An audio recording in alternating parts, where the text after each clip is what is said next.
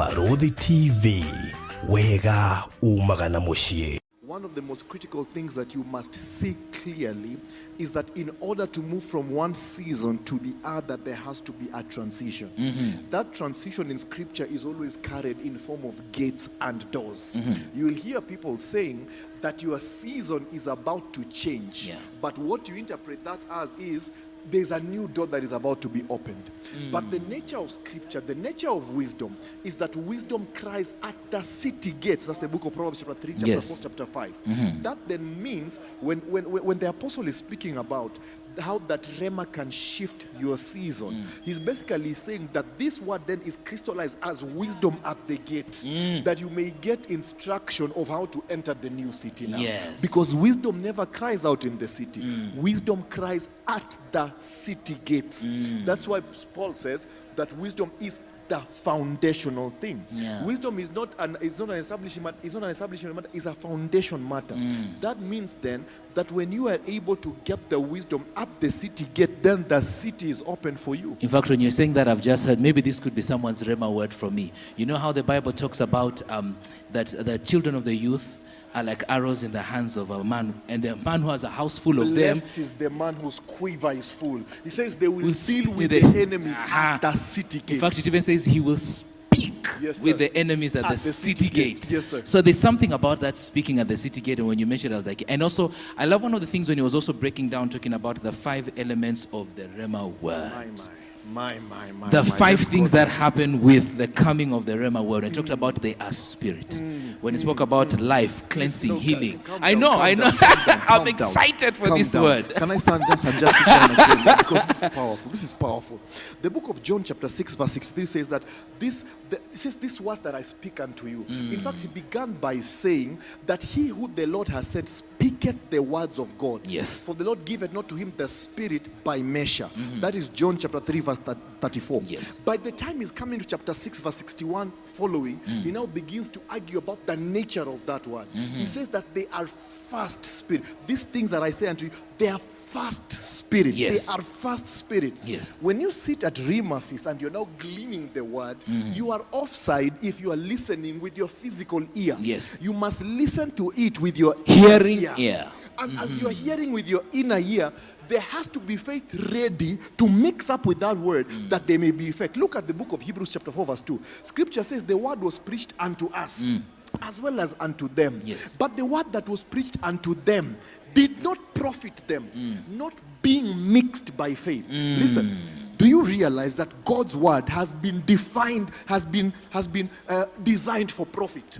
The nature of God's word is such that when it accesses your spirit, there has to be results. 2 Timothy chapter 3 verse 16 says, from a child thou hast known the holy scriptures, which are able to make thee wise unto salvation. For all scripture is breathed of God and is profitable. That means every time the word of God comes, it comes with profits. But Hebrews chapter 4 verse 2 gives us a balance, that the word can come and it can be of null effect because it was not mixed by faith.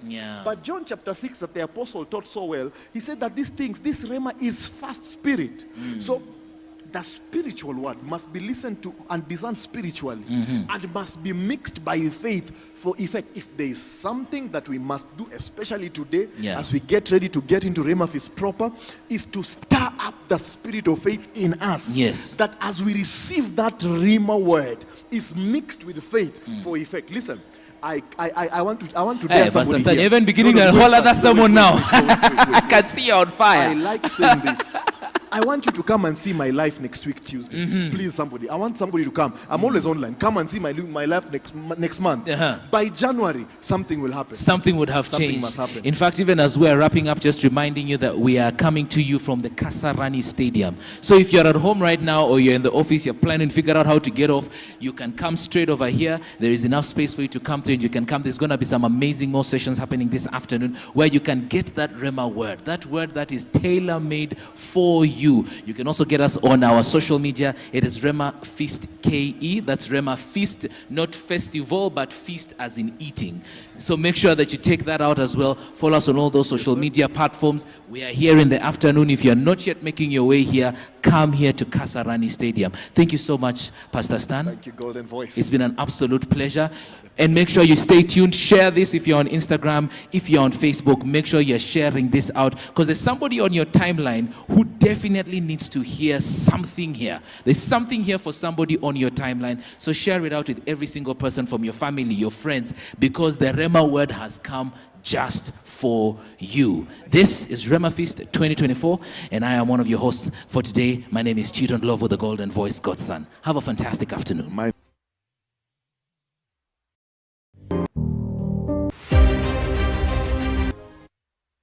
Only you could have done the great and wonderful things that you've done in our lives today. Menevra kapatuzi evembrado shatanda rabaduzi evembrandi kapaya. Mevera patuzia levrende kepaya tilevrende gedora da brindika roshete. Father, we thank you. We thank you. Let us lift our voice and worship the Lord. No one can do what he has done this morning. Unto him will the gathering of his people be. Father, we worship you. Only you deserve our praise. Only you deserve our worship. Only you deserve, oh Lord, our thanksgiving. We thank you for your word that you sent to us today, this morning. Father, we thank you. Manevra kapatia rato sovrende kepaja tala rabadia rosevrende gedoza. Mezi evembronde kepaya karato sovrende ketala rapatos. Mevera pandelevrende gedora televrambatia kombrende katalia radoshatai. Father, we come before you with a heart of gratitude, O Lord. Father, you send your word and it heals us. You send your word and it saves us. Father, no one can give us a revelation of your word except you. We exalt you today. We exalt you today. We exalt you today. Manevra kapatalia raptos of rende gedoza. Jekebronde kepatala rapatos of rende ketelevreketos of rande shatande. Maharapatos of rende ketoratalia rabondi kalia roshetende vreketoza. Zi evembronde kepalia ratos of rende ketela radash. Father, with our heart lifted up, O God, to you, with our hands lifted up and our heart bowed before you, we worship your majesty. We worship your majesty. We worship your majesty. Thank you, Jesus. Oh, thank you. Thank you. Thank you. Thank you for reminding us of who we are in you. Marapatos of rende ketorada shatanda rabadozia. Patos of Rendegadoza. Thank you for reminding us that your word is potent. It has been tried severally, oh Lord, and it has stood the trial of time. Father, we thank you. Father, we thank you. Father, we thank you. Father, we thank you. Menevra kapatuzi evembronde kepaja tala radazia. Herapatos of Rende kepaya karadosha tendevreketor radash. Oh maharatos of Rende ketelev. Father, we exalt your majesty. There is none like you. None can be compared with you. You alone, you are God all by yourself. And you are the one, oh God, that gives, oh Lord. Father, we thank you. Nothing is given unto man except it comes from you. We worship you. We worship you. We worship you. Blessed be your holy name, Almighty Father. Thank you, Lord. Thank you, Lord. Thank you, Lord. Thank you, Lord. Thank you, Lord. Thank you, Lord. Thank you, Lord. Thank you, Lord. We are grateful children and we've come to bless you. We are grateful children, we've come to worship.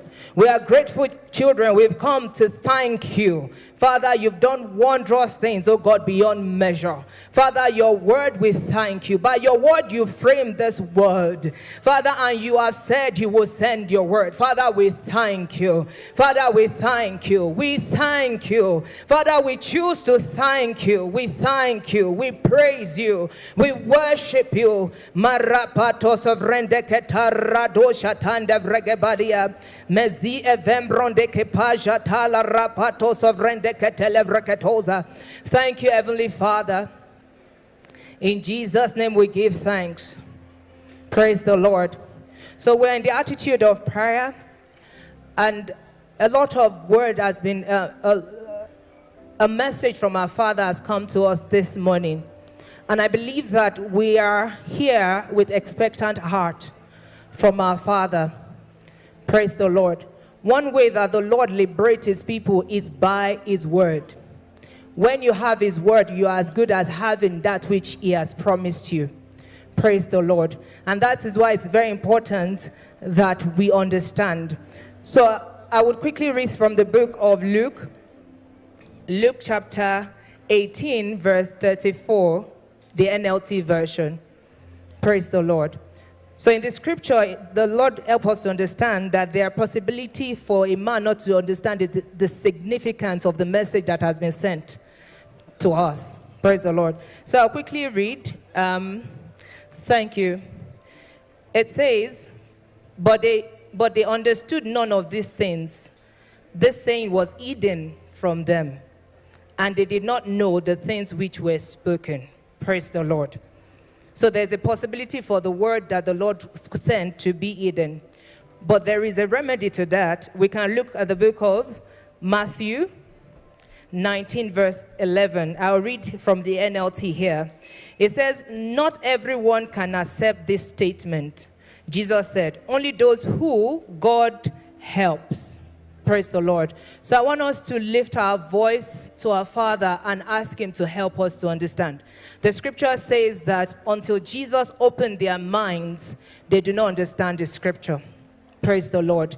So we ask the Lord, our Father, today, that he has gathered us, and is the word, God does not gather his people in vain. When he gathers to bless.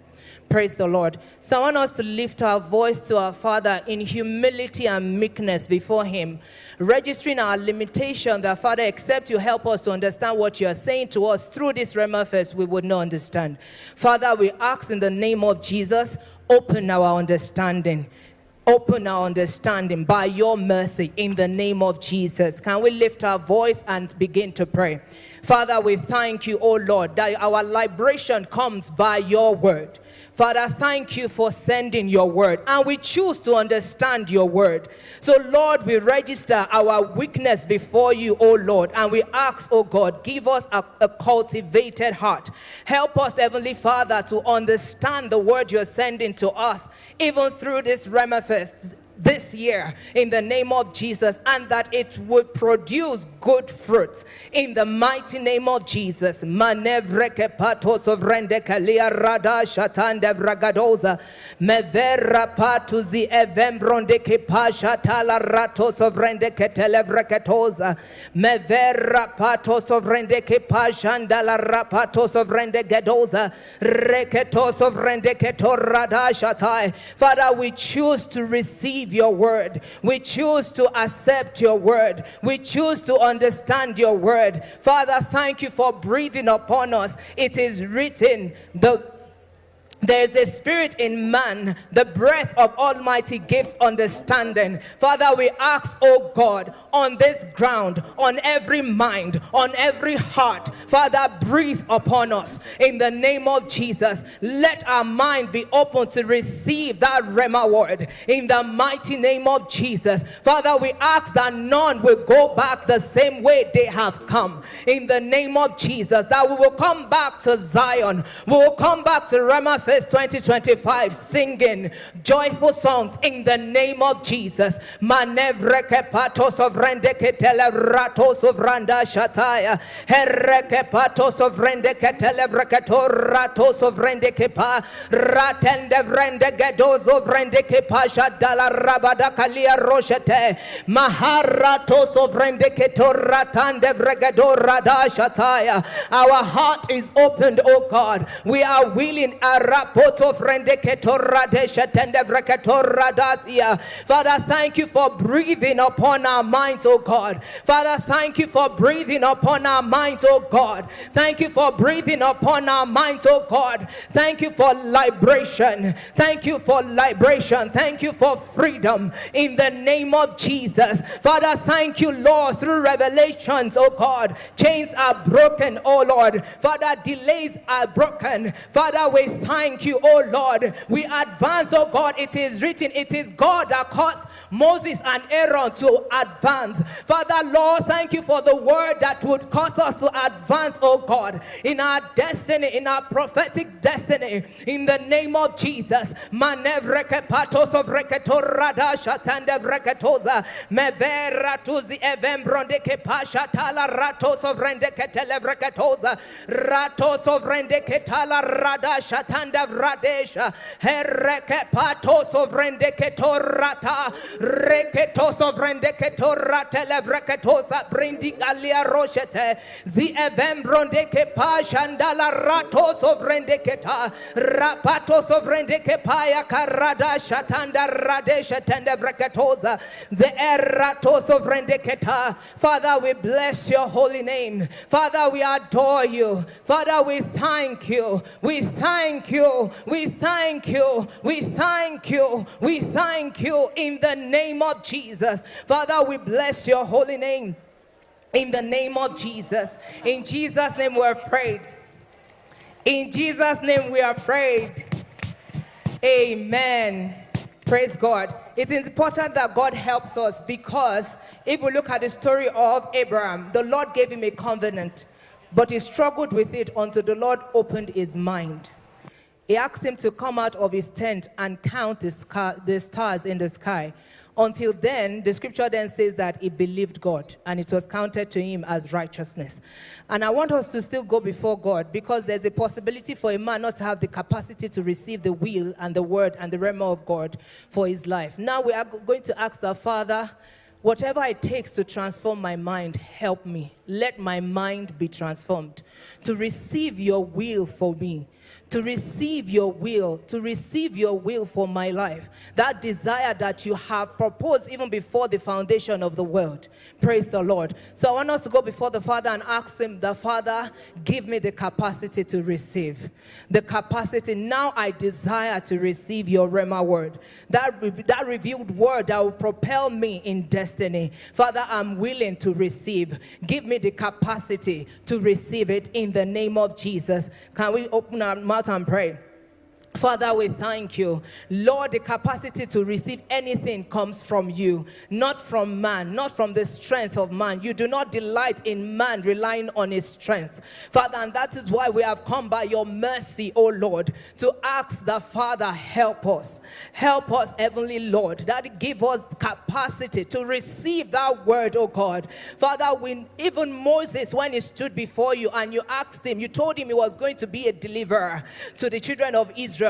He made excuses. He said that I'm a stammerer. At some point, you told him you can help him. And he said, no, send someone else. But Father, you insisted that Moses, you are the one who will go. But I'll raise Aaron to be your spokesman. Father, we ask whatever it will take, Heavenly Father, by your mercy, we ask, oh Lord, help us. Let our capacity, oh God, Father, give us the capacity to receive the word. Father, give us the capacity to receive the word. Father, give us the capacity to receive the word. Father, give us the capacity to receive the word and to obey, oh Lord, by the empowerment of the Holy Spirit. Manevreke patos of rendeke pashatanda radalia kombranda shatai hereke patos of rendeketa rapatos of rendeke pashatala rapatos of rendeke delevradosha meveka ruste evrando kapalia ratos of rendegedas mazi evembrondeke pashatala rabadash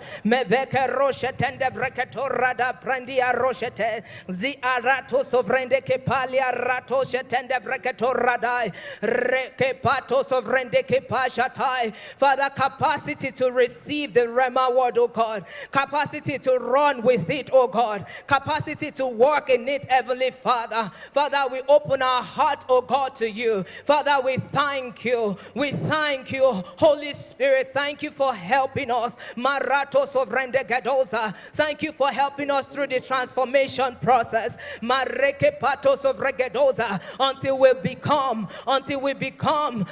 become that which the Lord has proposed that we would be. In the name of Jesus. Manevreke pato sovrende ketarada shatai. Father, accept you help a man, oh God. Marato sovrende gedorade shetende vregedoza. Rato sovrende ke pashanda la rata la vradose. Rato sovrende ke tol. Mazuvrendi ke palia rato sovrende ke tarada shatai. Harato sovregedoza. Father, we ask, oh God, let our fallow grounds, oh God, be cultivated. In the name of Jesus, let our fallow grounds, oh God, be cultivated. In the name of Jesus, let the fallow grounds of our hearts, oh God, be cultivated, Heavenly Father. Maratos of reketo rada shatanda rabadeke televregedoza rekapatos of rendeke pashanda la ratalia combrandesh ratende vregedozi amaharato shetende vregedoza meveke pudi aratos of rendeke toradasha rapatos of rendeke televregedorata mezi evembrondeke pashanda la ratos of rendeke televregedoza. Father, we exalt you. Father, we exalt you. Father, we register our desire before you, oh God. We register our desire before you, oh God. We register it, oh God. Father, Lord, surely there will be an end, and now is the end. Surely there will be an end, and now is the end. This is why, Lord, we desire that Rhema word. We desire it, oh God. Father, we refuse any hindrances. We refuse any restraint. In the name of Jesus. Father, now is the appointed time that thou would arise, O God, and have mercy on Zion. That thou would arise, O God, and have mercy on us, O Lord, and help us, O God, to have all that it takes, O God, to accept your will, to accept your will, to accept your purpose, to accept your desire in the name of Jesus. Oh Father, because of you, we are going from glory to glory. Because of you, we are going from strength to strength. Because of you, Father, we are going from faith to faith, oh God. Father, we are changed. We are not where we used to be, because the word of the Lord says the path of the just is as a shining light that shines brighter and brighter until its perfect day. And it's by your word, oh God, that we shine. It is by your word, oh God, that we are elevated. It's by your word, oh God, that we advance in destiny. Maneka rosandele vrende gadoza rato sovrende ke pashandala rada kalia roshete rato sovrende ke to radasha. Father, we choose to go back home with that Rhema word, oh God. Marato sovrende ke tarato sovrende kapaya. Father, we exalt you. Father, we exalt you. Father, we exalt you. Father, we exalt you, oh God Almighty. Maratos of regedos, the doer of all good things. Father, you are the doer of all good things. You are the doer of all good things. And it has pleased you, oh God, this day, even this week, to do us good. Maratos of rendeketa. Blessed is the man that you cause to approach your presence. Father, you've brought us into your presence, oh Lord, to be transformed, to be blessed, to be lifted, to advance. You said we've stayed around this mountain for too long. Father, yes, we agree. We have stayed around it for too long. We have camped around it for too long. Father, we choose to advance. We choose to advance. We choose to advance, oh God Almighty. Father, we thank you. Oh, we thank you. Merato sovrende ke pasha tala rabadaya karato sovrende gedoza. Meverato sovrende ke pasha tala rata levregedoza. Ziarato sovrende ke pasha. Meverato sovrende ke ta ratosa. In Jesus' name we've prayed. Amen. The next prayer point will be about location. Pardon me. There is a place where destiny is fulfilled or where prophecy is fulfilled. Praise the Lord. Let me quickly read from the book of Luke 18:31. So this prayer will be that, Lord, the Rhema word you've sent to us, Father, order my step to where it will be fulfilled in the name of Jesus. Let me read from the book of Luke 18:31. It says, I'm reading from the Amplified. It says, then talking to 12 disciples, this is Jesus aside, he said to them, listen carefully, we are going up to Jerusalem, and all things that have been written through the prophet about the Son of Man will be fulfilled and completed. I want us to lift up our voice and ask the Father, order my step to where the prophecy over my life will be fulfilled in the name of Jesus. We can open our mouth and start to pray. In the name of Jesus. Manevreke patos obrendeke pashatala rapatos. Mevera patalia kombrendeke pashatanda rapatelevregedoza. Mevera patuzi evembrondeke pashatanda rapatos obrendegedesh.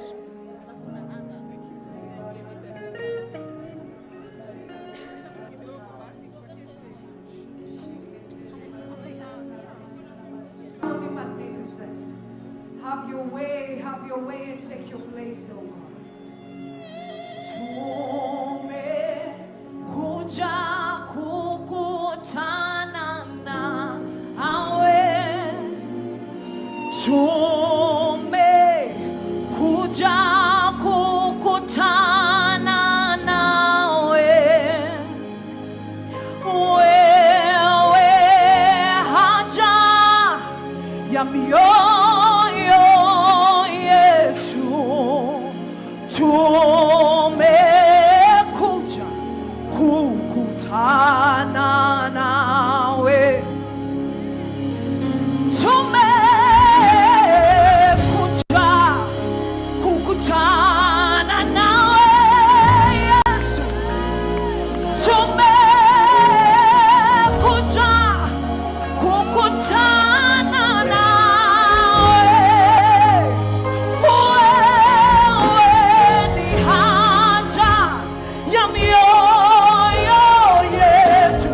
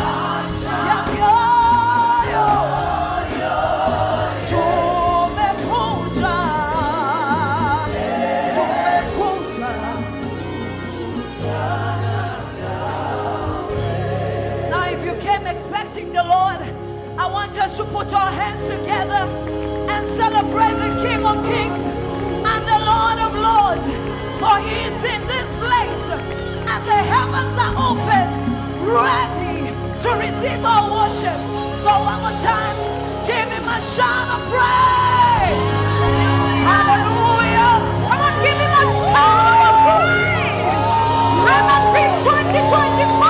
Come on, give him a shout of praise. Hallelujah.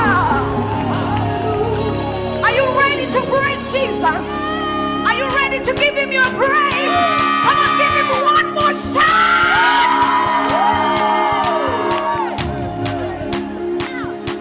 Put your hands up for Jesus. I've got joy, joy, joy, joy, joy, joy, joy, joy overflow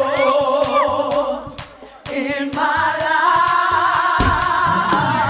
I've got joy, joy, joy, joy, joy, joy, joy, joy overflow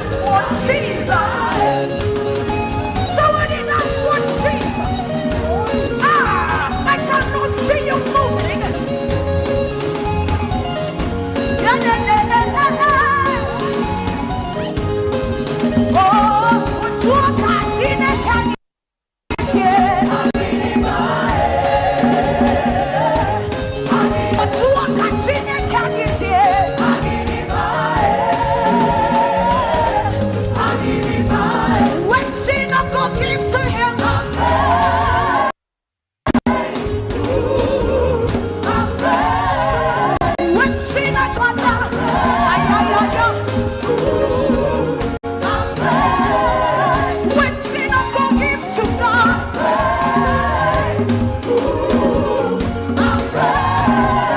When sin I forgive to God. When sin I forgive to my father. Ay, ay, ay, ay. Hey. When sin I forgive to my God. Are you not seeing what? Are you not seeing what? Are you not seeing what? Are you not seeing what? Are you not seeing what? Are you not seeing what? Are you not seeing what? Are you not seeing what? Are you not seeing what? Are you not seeing what? This is what we say. Somebody get my neighbor. Come on. I said, are you not seeing what? Are you not seeing what? Are you not seeing what? Are you not seeing what? See you dance. Are you not seeing what? Are you not seeing what? You not seeing what? When sin I forgive to you.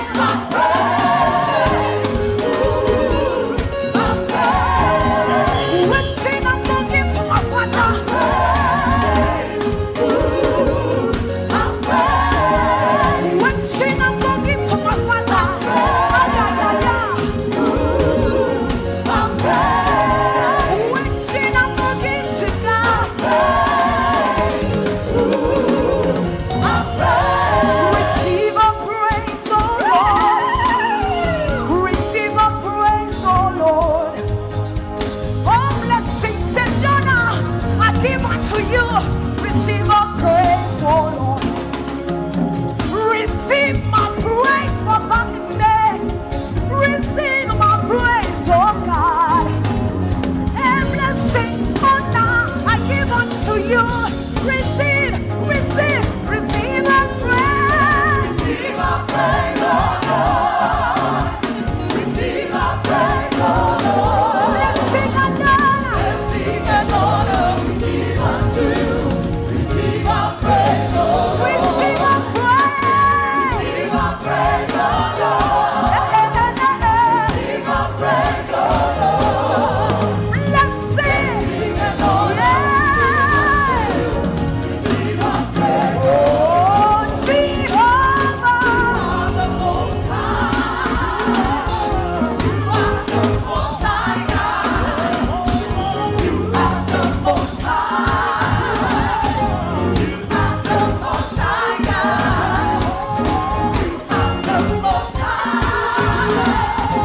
You are the Most High God. Jehovah, you The Most High. are. You are the Most We High. say Jehovah, You are the Most High. you are. You are the Most High God. Jehovah, Jehovah, Jehovah. Most High.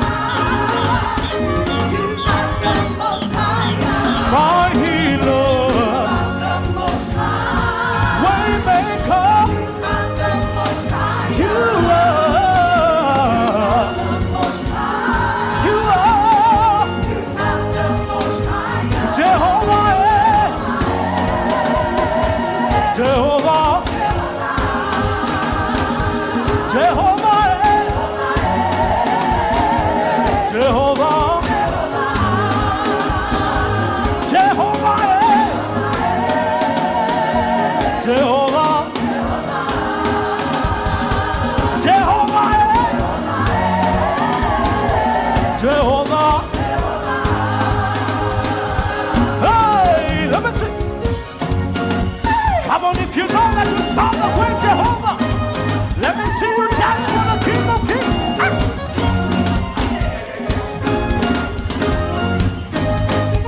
One more time, one more time.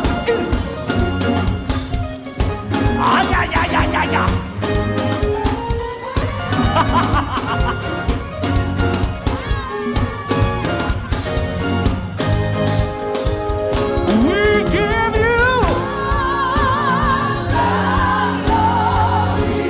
We worship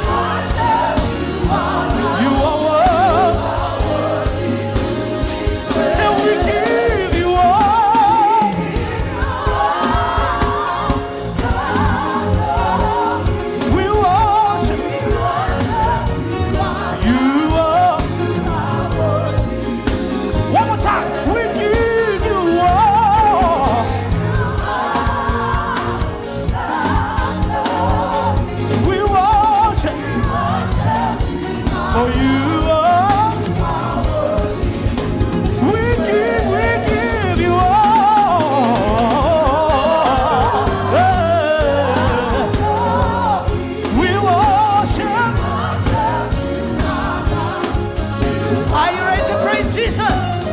1, 2, 1, 2, 3, 20.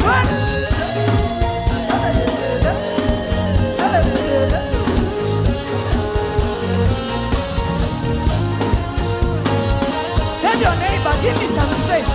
I need to dance for my Jehovah. Ay, ay, ay, ay, ay, ay, ay, ay, ay, ay, ay, ay.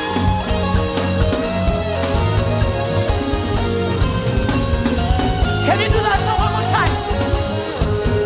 Yes, Lord, we give you all. We give you all the glory.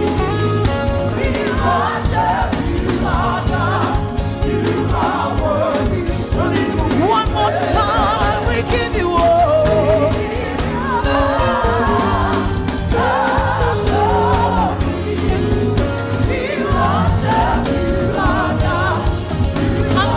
This one. Are you ready? My daddy, your baby is singing. I'll be singing and shouting for the rest of eternity. My daddy, your babies are gathered. They are gathered to sing and praise and shout. Let me the church say, my daddy. Come on. One more time. If your neighbor is wondering why you're praising, one day I have been somewhere. Allow me to praise my God because I have a testimony. Are you ready? One more time. Can we do that one more time? I can hear you on the back. One more time. My daddy, your baby is singing and shout. Come on, shout and jump to our God. My daddy, your baby is singing. I'll be singing and dancing and shouting for the rest of eternity. Say, my daddy,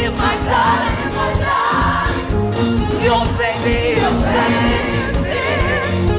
I'll be singing and shouting. I'll be singing and dancing and shouting for the rest of eternity. Jehovah, Jehovah, Jehovah. Say Jehovah, Jehovah, Jehovah. Jehovah, Jehovah, Jehovah, Jehovah, Jehovah. My Jesus, my Jesus, my Jesus, my Jesus, my Jesus, my Jesus, my Jesus, my Jesus, my Jesus, my Savior, my Savior, my Savior, my Savior, my Savior, my Savior,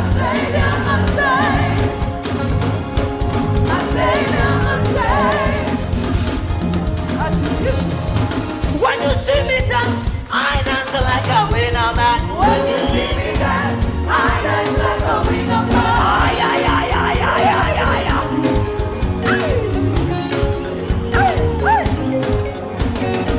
When you see me dance, I dance like a winner man. When you see me dance, I dance like a winner man. Come on, everybody, give the Lord a dance, so dance, come on. When you see me jump, I jump like a winner man. When you see me jump, I jump like a winner man. Come on, come on, come on.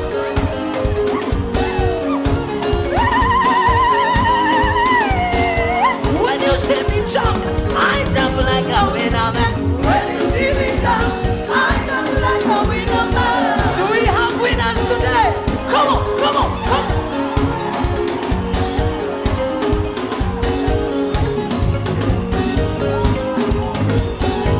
When you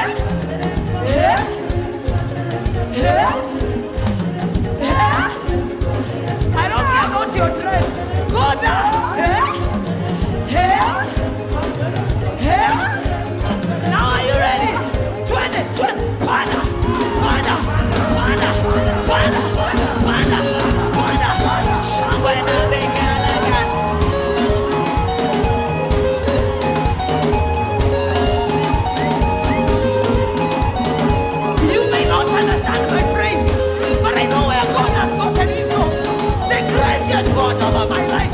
Ay, ay, ay, ay, ay. Baba, naomba nitembee nawe milele. Baba, naomba nitembee nawe milele. Siwezi peke yangu, naomba nitembee nawe milele. Baba, naomba nitembee nawe milele. Baba, naomba nitembee nawe milele. Baba, naomba nitembee nawe milele. Siwezi peke yangu, naomba nitembee milele. Baba, naomba nitembee nawe milele. Baba, naomba tutembee. Let me hear the church. Baba, naomba nitembee nawe milele. Say, Baba, naomba nitembee nawe milele. Baba, naomba nitembee nawe milele. Say, Baba, naomba nitembee nawe milele. Baba, naomba nitembee nawe milele. Nitembee nawe, nitembee nawe, nitembee nawe, nitembee nawe, nitembee nawe, naomba nitembee nawe milele. Hatuwezi peke yetu, tembea nasi yawe. Baba, naomba nitembee nawe milele. Baba, naomba nitembee nawe milele. Baba, are you ready? Oh, nitembee nawe milele. Nitembee nawe, nitembee nawe, nitembee nawe, nitembee nawe, nitembee nawe. There's this one. Carry me they go, Jehovah carry me they go, they go, they go. Carry me they go, Jehovah carry me they go, they go, they go. Carry me they go, Jehovah carry me they go, they go, they go. Carry me they go, Jehovah carry me they go, they go, they go. Carry me they go, Jehovah carry me they go, they go, they go. Carry me they go, Jehovah carry me they go, they go, they go. Carry me they go, carry me they go. Carry me they go, Jehovah carry me they go, they go, they go. Carry me they go, Jehovah carry me they go, they go, they go. Carry me they go, Jehovah carry me they go, they go, they go. Yeah. Let me say. Yeah. To the right, to the left, to the right. Wazee ukumbuka, si ndio? Hey, makofi. Twende. Pande. You all look so good from up here. One more time. Joy, see. Now let me see. Twende. Brolin. With just Brolin. Let me see. Twende.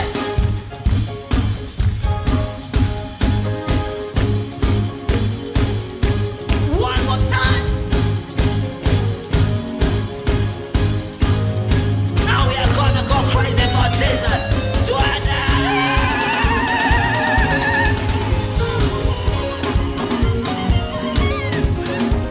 Nitembee nawe, nitembee nawe, nitembee nawe, nitembee nawe, nitembee nawe, nitembee nawe,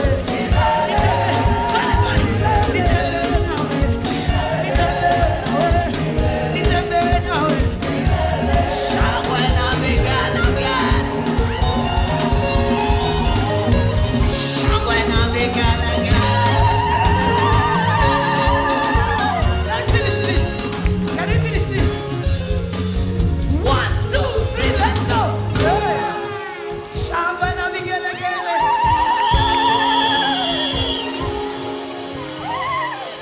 If you want us to continue, just lift up your hands.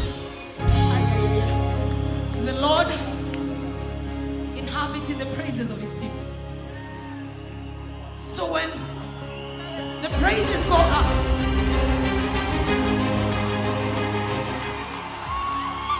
something must come out. Because he inhabits in his praises. Can you give the Lord a shout of praise? And as we do so, every barrier in your life, every chain that has bound you, every oppression that you have had, of Jesus. Lord, receive all praise, all glory and honor. King of glory, we adore you. Come on, let's just worship the Lord. Just lift up your hands and exalt the name of Jesus. Lord, we give you glory and we bless your holy name. We praise you, Lord, for you alone are worthy. You are high and lifted up, Jesus. Come on, just open up your mouth and exalt the name of Jesus in this place. Praise the name of Jesus in this place. He alone is worthy to be praised. He alone is worthy to be exalted.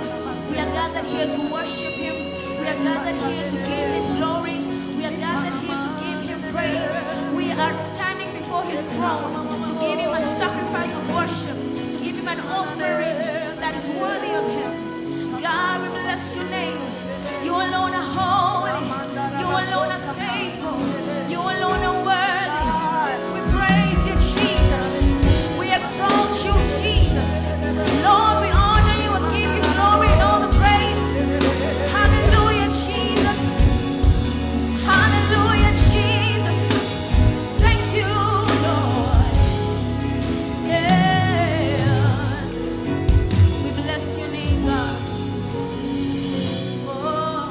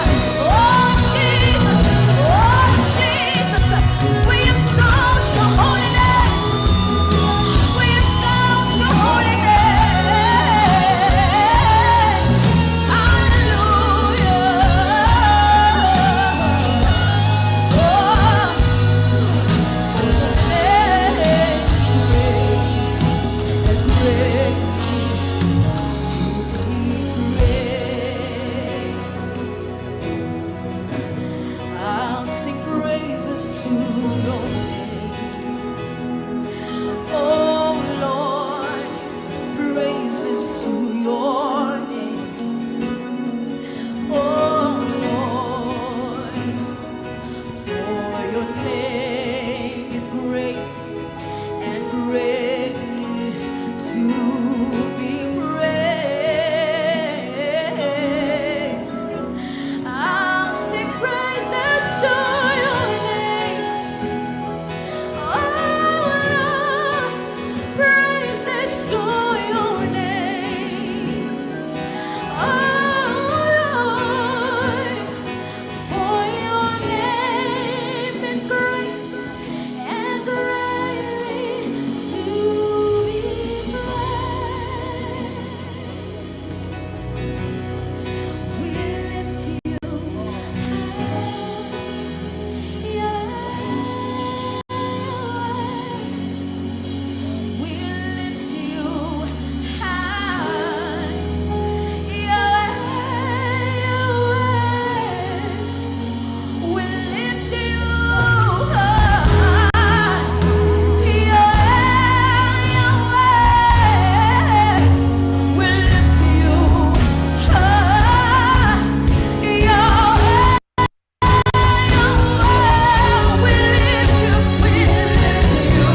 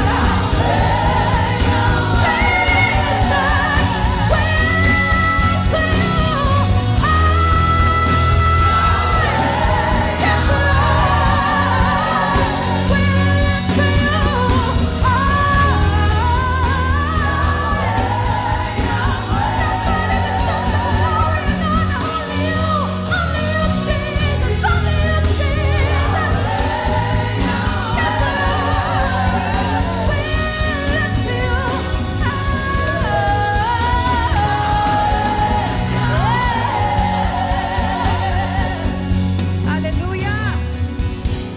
Lord, we exalt you this day. We lift up the name of Jesus. Yes, this name that has been lifted up above every name. Whatever situation you're in, I want you to be encouraged today because the name of Jesus is still greater.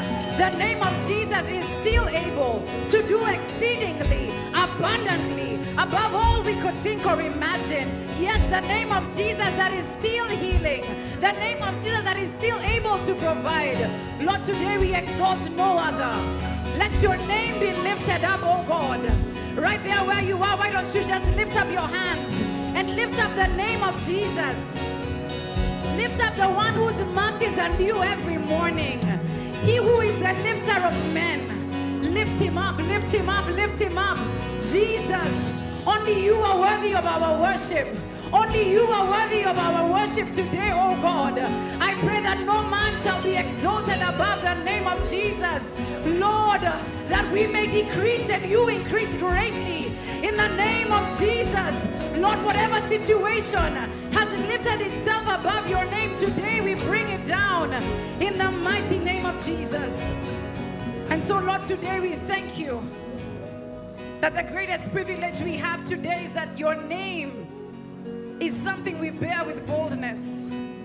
Now, Lord, I pray that in our times of weakness, in our times of doubt, in our times of question, that we'll remember that your name is still greater.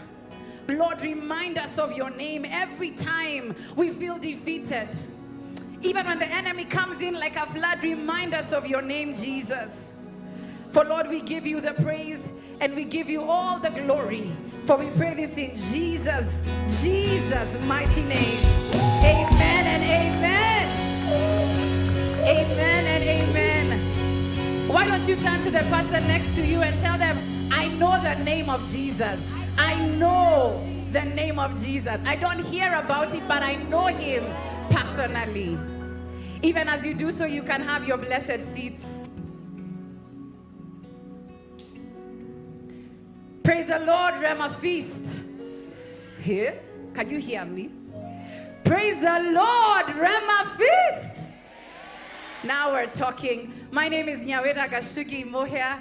I am a thank you. Thank you, all of you. Check your M-Pesa, receive it. I'm a proud daughter of Reverend George Mashari at City Lighthouse Church. And I'm so honored to be here today. Bishop J.B. Masinde, Mama Joy, always an honor to be before you. Reverend Julian and all the amazing pastors and men of God who are here, I am extremely honored to be before you. Now, today I have the singular privilege of introducing a man of God that is mighty. Tell your neighbor, mighty. Tell them with Mafinyo, mighty. Yes, this man of God is no stranger to Rhema Feast. Last year, he was ministering powerfully, and he was bringing the house down. If you know what I'm saying, now is a good time to tell your neighbor, maybe we shouldn't talk at this moment. We need to really listen, all right? So I'm going to give you some rules of engagement even before I introduce him. Is that I'm going to ask that you be extremely receptive of the word of God that he's carrying. The answer is in him. God is going to use him to speak to us. So as you're hearing him, really, you're hearing what God is saying. What a privilege. This man is electrifying in his ministry. He is a fantastic minister of God, and he and his lovely wife have been a blessing to the body of Christ, and we honor them in every way. Now, I'm not going to do the intro because I've been told that I'm going to draw your attention to listen to his bio. And after you do it, we're going to act like we are going crazy and give him a warm Rhema Feast welcome. Is that right? Great. Ladies and gentlemen, let's go. Maurice Gasheru is married to Pauline Gasheru, with whom he co-pastors a dynamic congregation whose centerpiece is Jesus Christ. Pastor Maurice, as he is popularly known, is an astute teacher of the gospel of Jesus Christ, whose call is to make it plain. Born Maurice Kimani Gasheru, he has ministered for the last 30 years and continues to do so every week together with his wife at Jubilee Christian Church, Thika Road in Nairobi, Kenya, a multi-generational cosmopolitan congregation. His ministry is centered on consistent prayer, teaching of the gospel of Jesus Christ, production of weekly online programs that are geared to grounding the believer in Jesus Christ, namely Gospel Talk, whose emphasis is a book-by-book, chapter-through-chapter, and verse-by-verse Bible study program. Marital Bliss is a family and marriage-centered program on a local TV platform with immeasurable grace. Under the umbrella of their ministry, Jubilee Christian Church, Thika Road, he runs and spearheads a vibrant men's ministry, The Male Enigma, a monthly meeting that is fashioned to heal, strengthen, and mentor the man, and is quickly gaining influence across the Christian sphere. He believes that the good health of an individual's wholesome makeup, that is spirit, soul, and body, is purely pegged on their knowledge of and gradual conviction and eventual absolute belief of why Jesus Christ had to die for them on the cross and the consequences of his crucifixion on the cross of Calvary for their life. Rhema Feast 2024 with a Jesus ovation. Let's make welcome Pastor Maurice Gasheru. Pastor Maurice Gasheru. Come on, Rhema Feast, you can do better. Let's appreciate the man of God.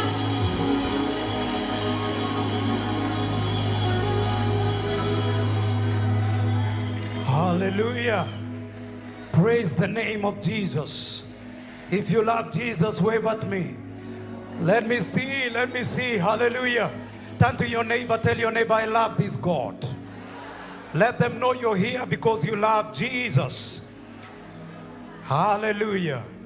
I'm so happy to be here today. I just want to really appreciate the visionary, the convener of this amazing meeting.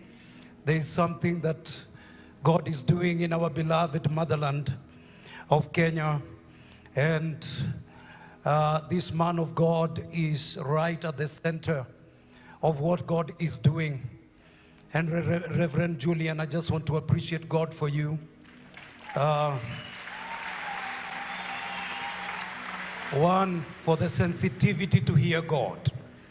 The sensitivity to hear God, and two, the ability to interpret what you need to do in such a season as this to bring forth that which has been whispered in the dark. For you, the word of God says that which you have whispered in the dark, shout at the rooftops. And this is what is happening, and it is shaping generations to come. And therefore, sir, I'm very, very happy to be associated with you in terms of what God is doing through Rhema Feast. And I'm grateful that you asked me to come today and speak. And you have my support. Yeah, you have my support, and we believe and we thank God that the full expression of what God has put in your heart will soon unfold and soon be manifested in our nation. Let's once again appreciate the Reverend Julian Kula. Thank you so much. With us today, we have amazing men of God, women of God, pastors, apostles, some of them my friends. But I want to appreciate all of you. I want to appreciate all of you that have come to just be a part of this and be a support, and also to receive the impartation and transformation that God is releasing through these meetings. I honor you, all of you, and God bless you so much. I want to appreciate our mom, Reverend Joyce Karaoke. She's here. Mom, we truly appreciate you so much. Amen, amen. I want to also appreciate truly our Father in our nation, not only in our nation, but in our generation. I am very, very privileged to have benefited from the wisdom, the impartation, the counsel that this man and our dear mom carry. I want us to put our hands together for our daddy Bishop J.B. Masinde and our mom, Pastor Masinde. Thank you so much. Truly appreciate you. God bless you so much. I bring greetings from, I've just come from a convention in the morning. I bring greetings from Lady Alan Kuna. Amen. Lady Bishop Kathy Alan Kuna. That's a new name. That's a new name. Hallelujah. Receive greetings. You knew her as Reverend Kathy Kuna. Now she's Lady Bishop Kathy Alan Kuna. Receive greetings. God bless you so much. Amen.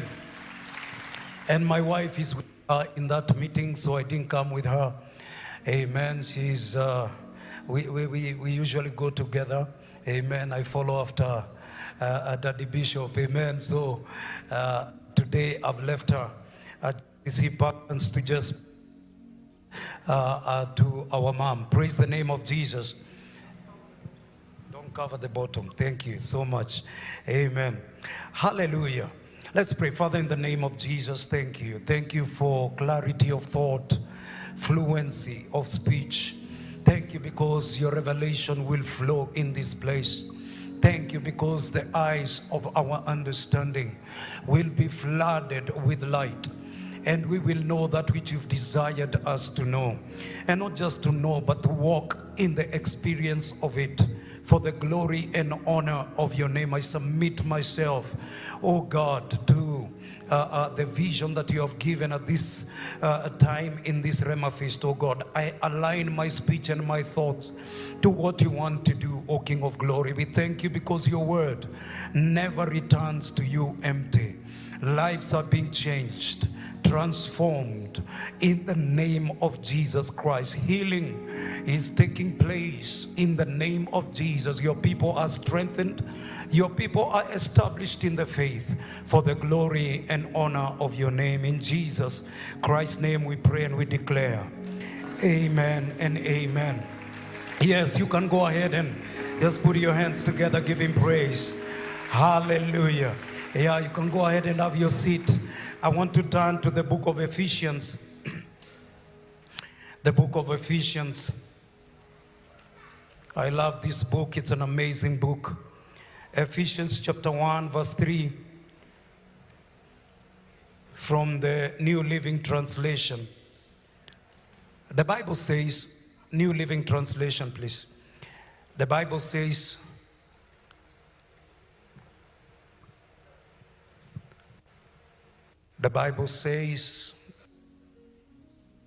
blessed be the God and Father of our Lord Jesus Christ, who has blessed us. Somebody say, I'm blessed.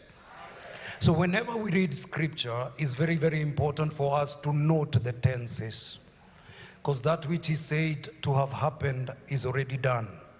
But that which is yet to happen is what we wait for and is what we anticipate to receive. Amen. But here now the Bible says that he has blessed us with every spiritual blessing in the heavenly places in Christ. The New Living Translation says, because we are united with Christ. That statement, in Christ, means that because we are united with Christ, it means that outside Christ, without our unity or being united with Christ, we don't have those spiritual blessings. I want to also refer to the book of John chapter 15. John, the Gospel of John chapter 15, 1 to 5. Jesus, of course, is talking about the true vine. He's talking about him being the true vine and we being the branches. I am the true vine and my Father is a vine dresser. Every branch in me that does not bear fruit, he takes away. And every branch that bears fruit, he prunes, that it may bear more fruit. You are already clean because of the word which I have spoken to you. Abide in me and I in you. As the branch cannot bear of itself unless it abides in the vine, neither can you unless you abide in me. I am the vine, you are the branches.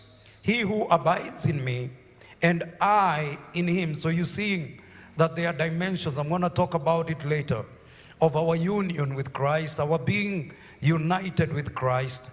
And that is what Christ is explaining here. He's talking about that he who abides in me and I in him, okay, bears much fruit. For without me, you can do nothing. Praise God.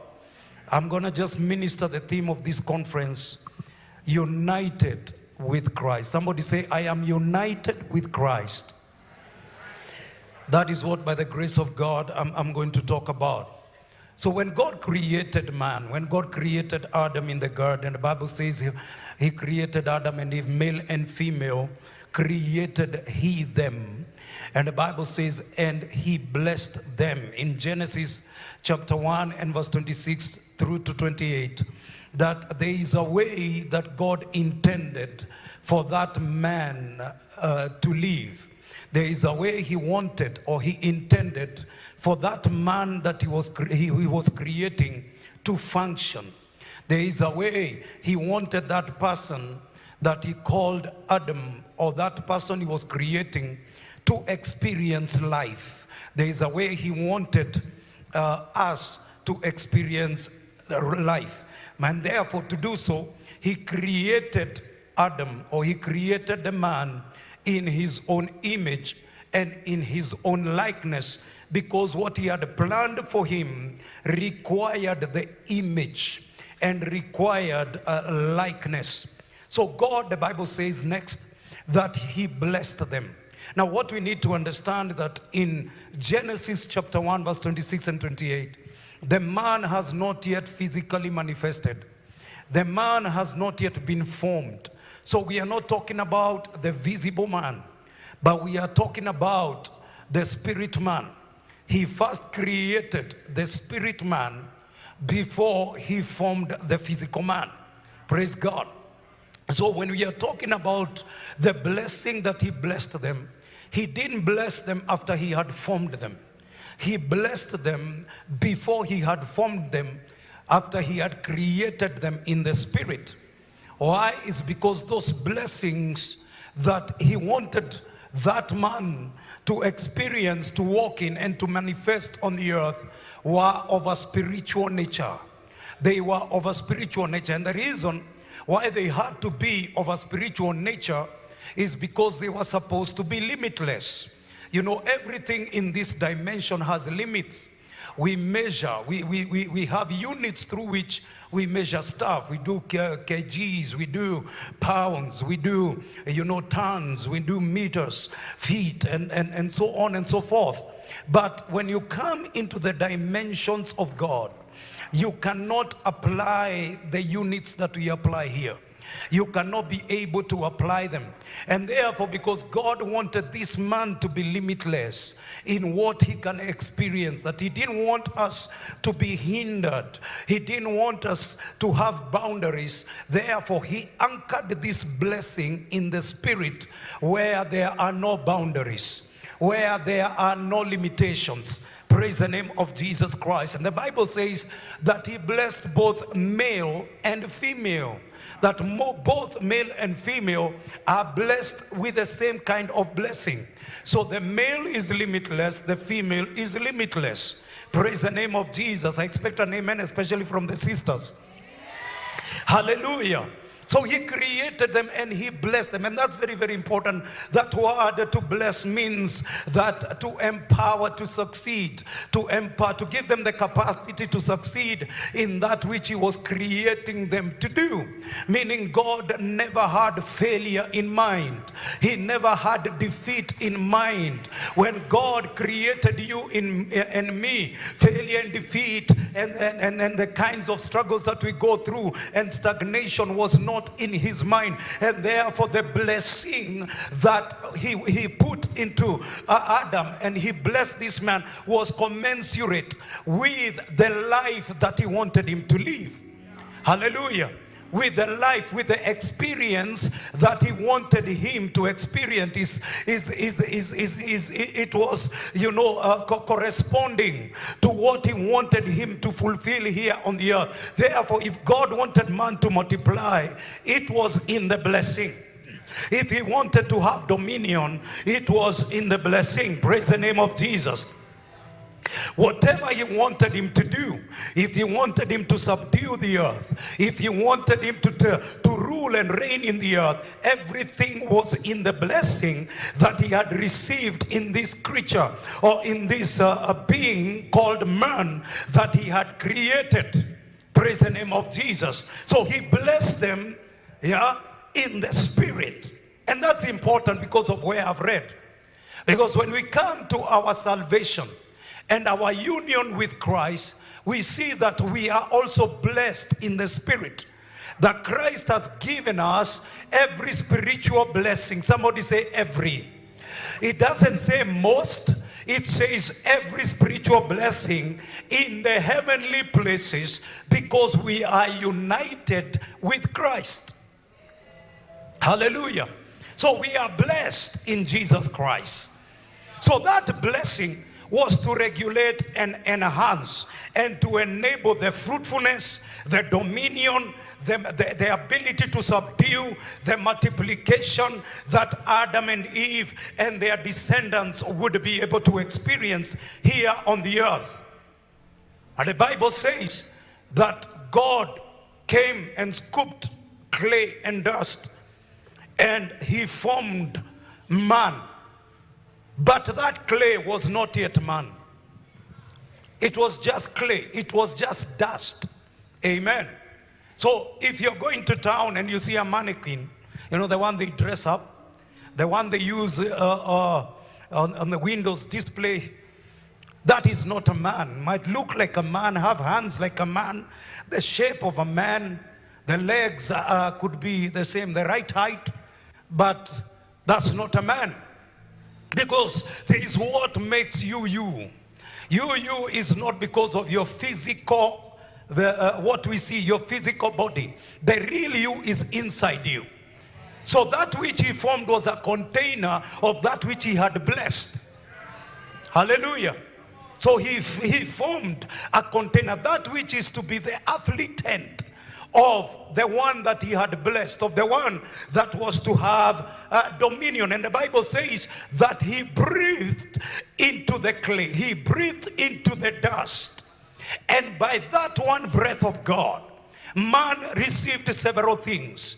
Several things happened. At least three things happened. The first thing that we see is that the image that he had said, let us make man in our own image, entered into that piece of clay. Hallelujah. And the likeness. Praise God. Number two is that we see that life, the Bible says man became a living being. All right? He became a living being, a living soul. So man gets life in 3 dimensions, 3 levels. The spiritual life, by one breath of God, he has what is called the Zoe, the life of God, the God kind of life, which is the spiritual life. The second is the soul. The Bible says the soul that sinneth shall die. The soul, he gets life in the soul, where you have your emotions, where you have your intellect, and so forth. The third is that his body, that piece of clay, that piece of dust, receives life. He becomes alive in the physical. What you talk about, the biological life or the natural life, that means by the breath of God, the eyes started to see, the ears started to hear. Your every body function that you have was received by the breath, that one breath of God. That is why when you are aware the Spirit of God is at work, it doesn't matter what the doctors have said, it doesn't matter whether your hormones are going crazy. Yeah, everything goes back into order. Why? Because you receive the function of your eyes, you receive the flow of your blood, you receive the function of your organs by the one breath of God. Hallelujah. So that clay that was lying on the floor or on the ground, all of a sudden the eyes started to blink, the ears could hear, the heart started to beat, you know, the blood is flowing, every bodily function began by the breath of God. And if you're here today and the doctors have said that there is something you cannot do because your hormones are crazy, because there is something you cannot do because there is something wrong with your organs, in the name of Jesus Christ, because the Spirit of God is right here. The Bible says the breath of the Almighty giveth me life. We have life by the breath of God, and that same breath is hovering in this place. You receive your healing right now. Your kidneys come into order. Even those who are watching us via television, those who are watching us via YouTube, those who are watching us on Facebook, as there's something that the doctors have said, yeah, that is wrong with you, today we call it into order. We rebuke every contradiction. We rebuke every inconsistency with how God created you to function. Somebody shout and say amen. You function by the Spirit of God. And we are going to see it later, because later after man falls into sin, therefore we start to see that they start to receive life, and their life is regulated by bloods. It becomes about blood now. God tells them you shall not eat anything with the blood, because the life of that thing is in its blood. But when Jesus comes in the book of John chapter 1, he says that for those that received him, those that received him and believed in him, that he gave them the power to be called the children or the sons of God, born not of bloods but of God. Somebody shout and say, I am born of God. Therefore, your life is no longer regulated by blood. It's by the Spirit of God. When Jesus rose again from the dead, he came and passed through the wall and passed through the door. And he said to Thomas, who was doubting his resurrection, he said, Thomas, please come and touch where the spear pierced and where the nails entered. Come and see that a spirit has no flesh and bone. He did not say, come and touch me and see that a spirit has no flesh and blood, because Jesus overbled. He did not have blood anymore, but he was now alive. He was not alive because of the blood that was in him. He was alive because the Spirit that raised Jesus from the dead was in him. And that is what the Bible says in Romans, that if the Spirit that raised Jesus from the dead abides in you, he will give life into your mortal body. He will give you life into your joints. He will give life into your organs. He will give life into your kidneys. He will give life into your liver. He will give life into your ovaries. He will give life into your womb. He will give life into your eyes. Somebody shout and say, I have life. Hallelujah. My life is not determined by bloodline anymore. It's determined by the spirit that I have within me. Somebody turn to your neighbor. Tell your neighbor, I have life. Yeah, you have life. You have life. You should tap somebody and tell them you have life. I can't stay here, but I need to move on. Yes, we have life. And that life, that the bishop, is not only in our spirit, it's in our flesh. It's in our flesh. One day I woke up and there was a swelling in my body. I took the best medicine and I was considering to go down under the knife, under the scalpel. But I started to quote the word of God. I started to declare that life is in every cell of my body. It's in every sinew and every nerve. I said it for a few weeks. One day I went to bed. In the morning I woke up and there wasn't even a pimple. Why? Because our life now is in the spirit. Somebody shout and say, I live by the Spirit of God. You can go ahead and have your seat. That by the breath of God, there's something that they got. They got automatic. By that breath of God, they were in fellowship with Him. Because the breath that was in them was the same breath of God. God is spirit. So there was a kin. You know, I'll give you this example. Once upon a time, I had a tiny dog, a Japanese Spitz. You know, these white two dogs. You know, that dog, I loved it so much. I would call it and say, come, and then it would go.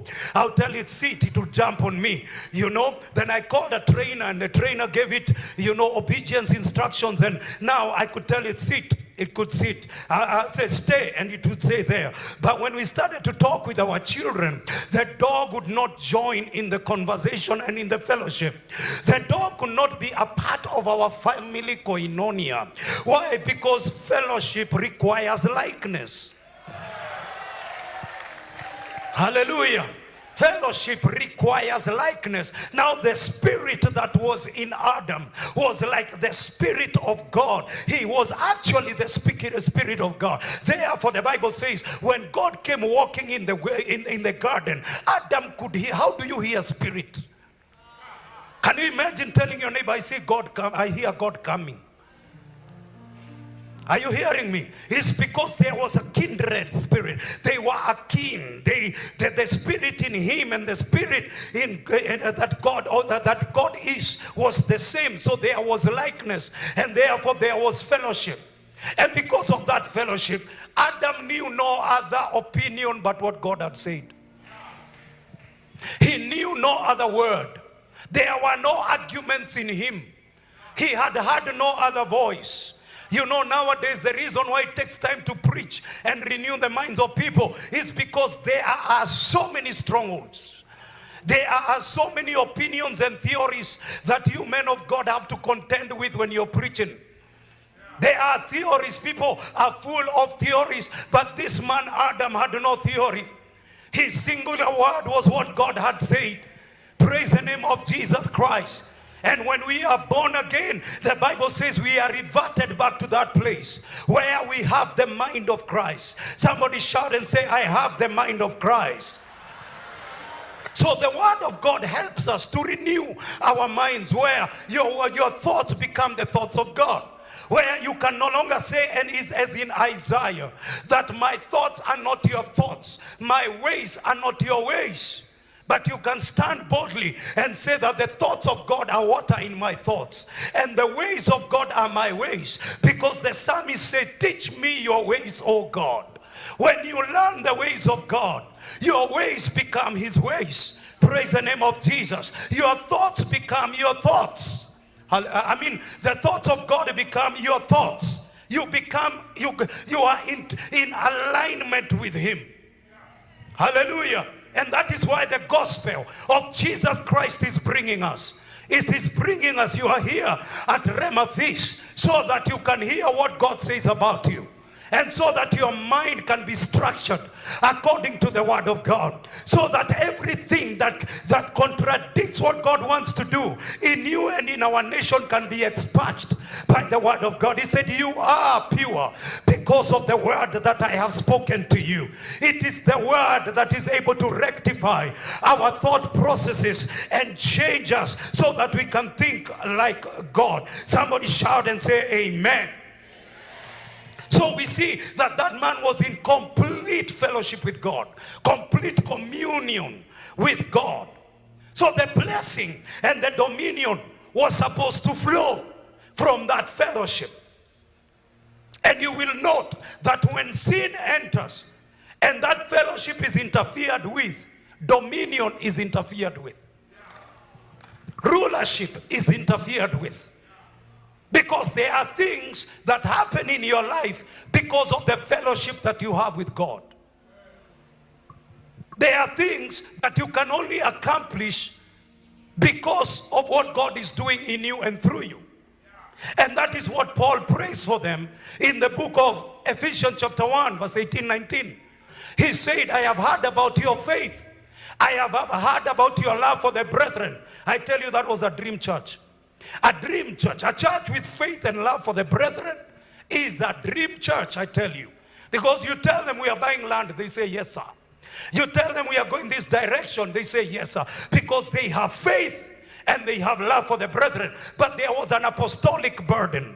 He said, I never cease to pray for you, because though you have faith, you are ignorant. So though you have the love for the brethren, you are ignorant. Let me tell you something. If you have something and you don't know you have it, you struggle like a person who never had it. Hallelujah. So he said, I pray that the eyes of your understanding shall be flooded with light, that you shall be able to know what is the hope of your calling. If you've been called by God, to what have you been called? What is that hope of your calling? And one of the things you realize is that he has called us into fellowship with him. He has called us into communion and koinonia with him. That is one of the callings that we have. The second thing he says, that I pray for you, that you will know the riches of the glory of the inheritance that is already in you. Because we have this situation where whenever we go for prayer and whenever we go for fasting and intercession and fighting and warfare, we do so to try to get from God that which he doesn't want to bring or that which he doesn't want to give us. So the mentality is that we have an unwilling blesser. So I have to go for a 40-day fast to convince an unwilling blesser to bless me.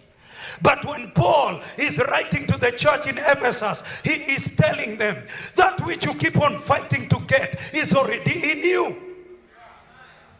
So I pray for you that you know that there is already an inheritance that is resident in you. The Bible says in Proverbs that counsel in the heart or in the heart of a man is like a deep well, but only a man of understanding can draw it out. Meaning you can have counsel within you, that your spirit has become like a well, deep well. It is loaded with stuff, but without understanding, you can never be able to draw it out. And Jesus speaking to them in the parable of the sower, he said that the word that is not understood is stolen. From that day, I never preached to finish. I preached to bring understanding. He says that there is a seed that fell by the wayside. And in trying to explain to them what kind of a seed that was, is that is the person who heard the word. Meaning they came to church. They heard the word, but somehow they were distracted. Somehow the mind was all over the place. Somehow they did not understand what the word meant for them. And therefore, although they had received the word, they did not understand the word. The word did not even begin to sprout. The word did not even germinate. The word did not even begin to grow. Why? Because the birds of the air, talking of the evil one, comes and steals away the word that has not been understood. That is why when your pastor preaches, if you feel there's something you have not understood, be like the Berean church.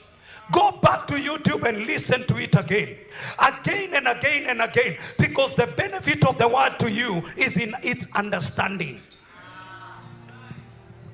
Are you following me? It is in its understanding. When you understand it, it starts to grow and it starts to benefit your life. Hallelujah. So, fellowship we've called. And then Paul prays, I want you to know the exceeding greatness of the power that is at work in you now. Not the power that will be working in you. Not the power that shall work in you. The power that is at work in you. And what is the exceeding greatness of his power towards us who believe? If you give that amplified or New Living Translation, he says that power is already resident in us. In fact, it says better. Thank you so much. And so that you can know and understand what is the immeasurable and unlimited. I talked about limitlessness. Amen. And surpassing greatness of his power, where is it? Is it a power that we call from heaven? Where is that power? It is in me. Somebody say, I have power in me. And that power is not only in you, but that same power is for you. And that is what Paul understood. He said, if God be for me, who can be against me? He said that there is a power that is resident in me, and that power is working for me. It is in me and working for me. Praise the name of Jesus. Let me proceed with this. Now, you need to understand that the man that God created, that is Adam, he created him to be his son. So when God was forming or creating Adam, he was creating a son. Because that dominion was supposed to be given to a son. The multiplication, the blessing. So God was not blessing anyone. He was blessing his son. And when you go to the Gospels, the 4 Gospels, they presented various faces of Christ. So there is Matthew that talks about Christ as the King of the Jews. And the genealogy of Matthew begins with Abraham and then follows the kings of Israel. But when you come to the book of Luke, it goes backwards. It doesn't descend. It goes backwards, because that is what the human genealogy does. The kingship genealogy comes like this because it's something that is big. The Bible says that the lesser is blessed of the better. The blessing doesn't go. You can't say, I'm blessing the man of God who is up to you, above you. He's the one who blesses you. Are you getting? So kingship is going downwards, but the human genealogy is going upwards. And you come to Luke chapter 3 verse 38. It talks about that genealogy. He says that Adam was the son of God. So when God was forming this or creating this one, he was creating his son. Amen. And therefore we see again, when Jesus comes, he says, because you are his sons. Galatians chapter 4 verse 6. Because you are the son of God, he has given you the spirit of his son. So that one that he had formed is his son. But he wasn't alive yet. But to complete that sonship, he breathes into him and he becomes the son of God. There it is. Give me Luke chapter 3, 38. Chapter 3, verse 38. That genealogy. He talks about the son of, can you read with me? Please help me. He says the son of Enosh, the son of Seth, the son of Adam. Adam, the son of who? So as Adam, when he was having fellowship with God, it was a son and a father having fellowship. So the dominion was a son exercising dominion, delegated dominion from his father. Okay? So when he was blessed, it was a son receiving blessing from his father. So that rulership was for the son of God called Adam. When this son of God called the first Adam failed, another son had to come. Another son called Jesus. And that is one of the reasons why God had to become flesh. Because an angel couldn't carry it. Couldn't do it. So a son had to be. He said, how can it be, knowing that I know not a man? He said, the Spirit of God shall come upon you and overshadow you, and you shall be with child. Now that child we are talking about is God himself. According to Isaiah chapter 9 and verse 6. Unto us a child is born. Unto us a son is given. And the government shall be upon his shoulder. His name shall be Wonderful Counselor. Can you continue? He said, Wonderful Counselor, what? Mighty God. That child that is born shall be Mighty God. Everlasting Father. So when this son comes, is Father in the flesh. Mighty El Gibor himself in the flesh. Hallelujah. He is walking in the flesh, and he is there to fulfill a purpose, a plan that had been messed by sin.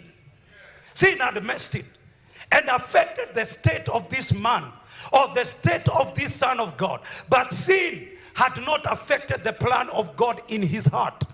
So God knew and said, I wanted in the beginning that this earth should be populated by my sons. I am still going I'm still going to make it come to pass. So he sends his son Jesus Christ. And the purpose of Jesus coming is to bring many sons into glory. He comes to bring many sons into glory. So when Jesus was born in Matthew and Luke and the other Gospels, he was the only begotten of the Father. But after he died on the cross, and after he rose again, he was not the only of the Father. He said to Mary Magdalene, do not touch me, because I have not ascended to the Father. But go to my disciples and tell them that I go to my Father and your Father, my God and your God. He said, go to my brethren. Therefore the disciples have now become brethren. In the Old Testament, friends, because of this breakage of fellowship, and I'll talk about it in a few minutes. In the Old Testament, the closest a person could ever get is being a friend of God. Hallelujah. Or a servant of God.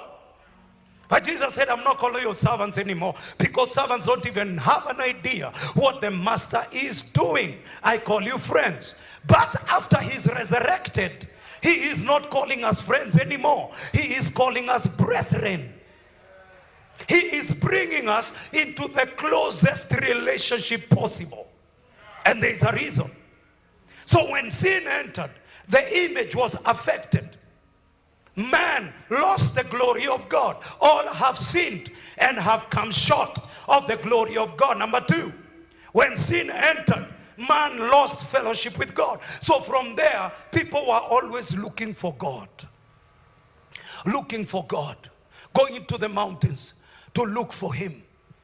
Because fellowship had been affected. Because he's of pure eyes to behold on iniquity.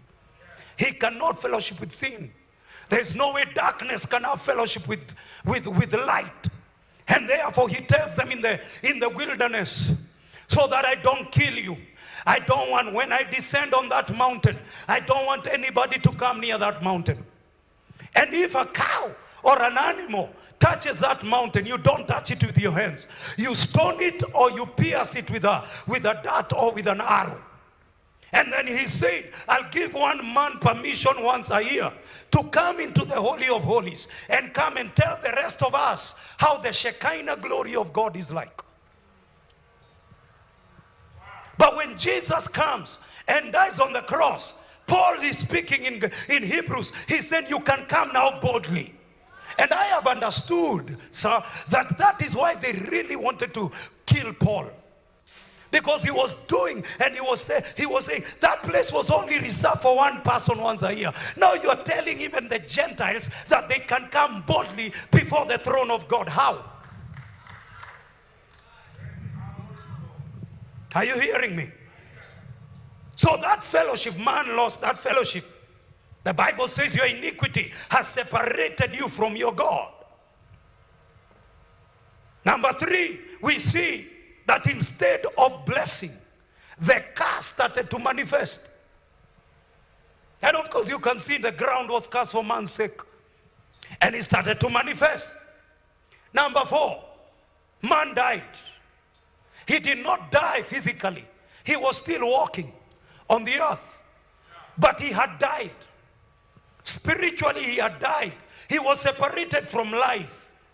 And that's what the Bible says in Ephesians chapter 2. He says, when you are dead in your trespasses. When Jesus comes in John chapter 10, he is telling them, I am come that you might have life. Meaning you don't have life. According to him, they were watching him, looking at him, talking to him, they were following him everywhere, but they did not have life. So he told them, I am come that you might have life, because man had died. He was told, the day you eat of that fruit or of that tree, you shall die. So man died.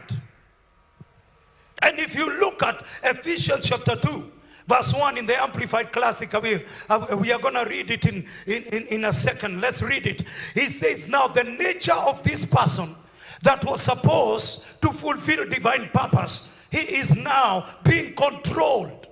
He's being controlled by the powers of the spirit of the air, of the prince of the air. He says, and you he made alive, when you were dead, slain by your trespasses and sins. Verse 2. He says, in which at one time you walked habitually. You were following the course of and the fashion of this world, where you were under the sway, the tendency of this present age. You were following the prince of the power of the air. You were obedient to and under the control of the demon spirit that still constantly works in the sons of disobedience. The careless, the rebellious, and the unbelieving who go against the purposes of God. Verse 3.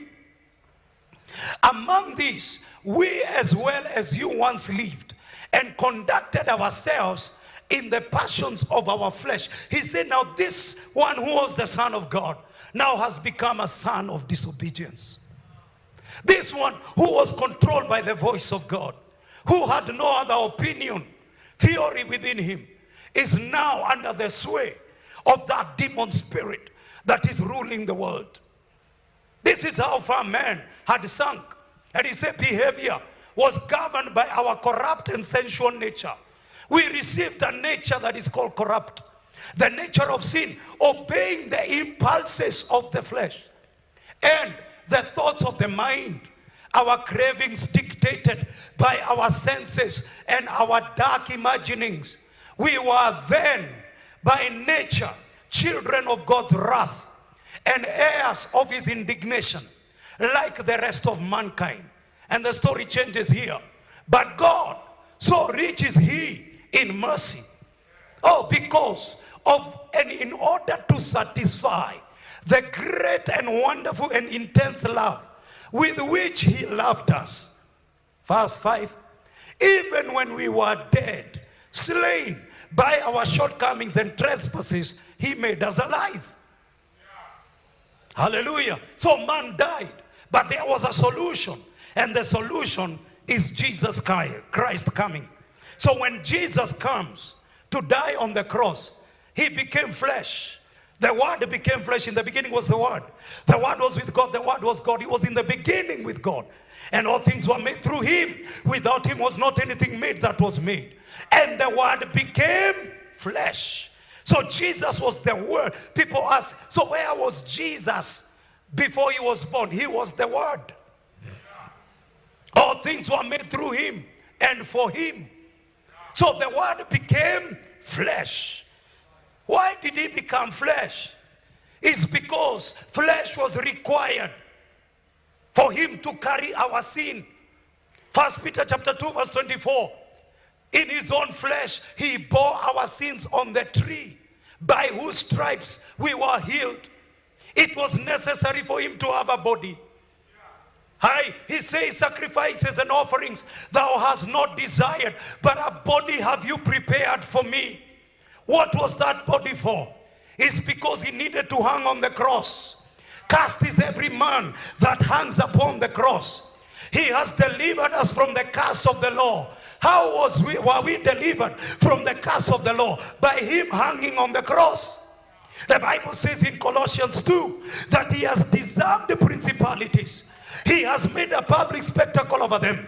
He has triumphed over them in the cross. So when he was hung on the cross, he was disarming principalities. He was stripping them of their power and of their weapons. That, friends, could not happen any other way.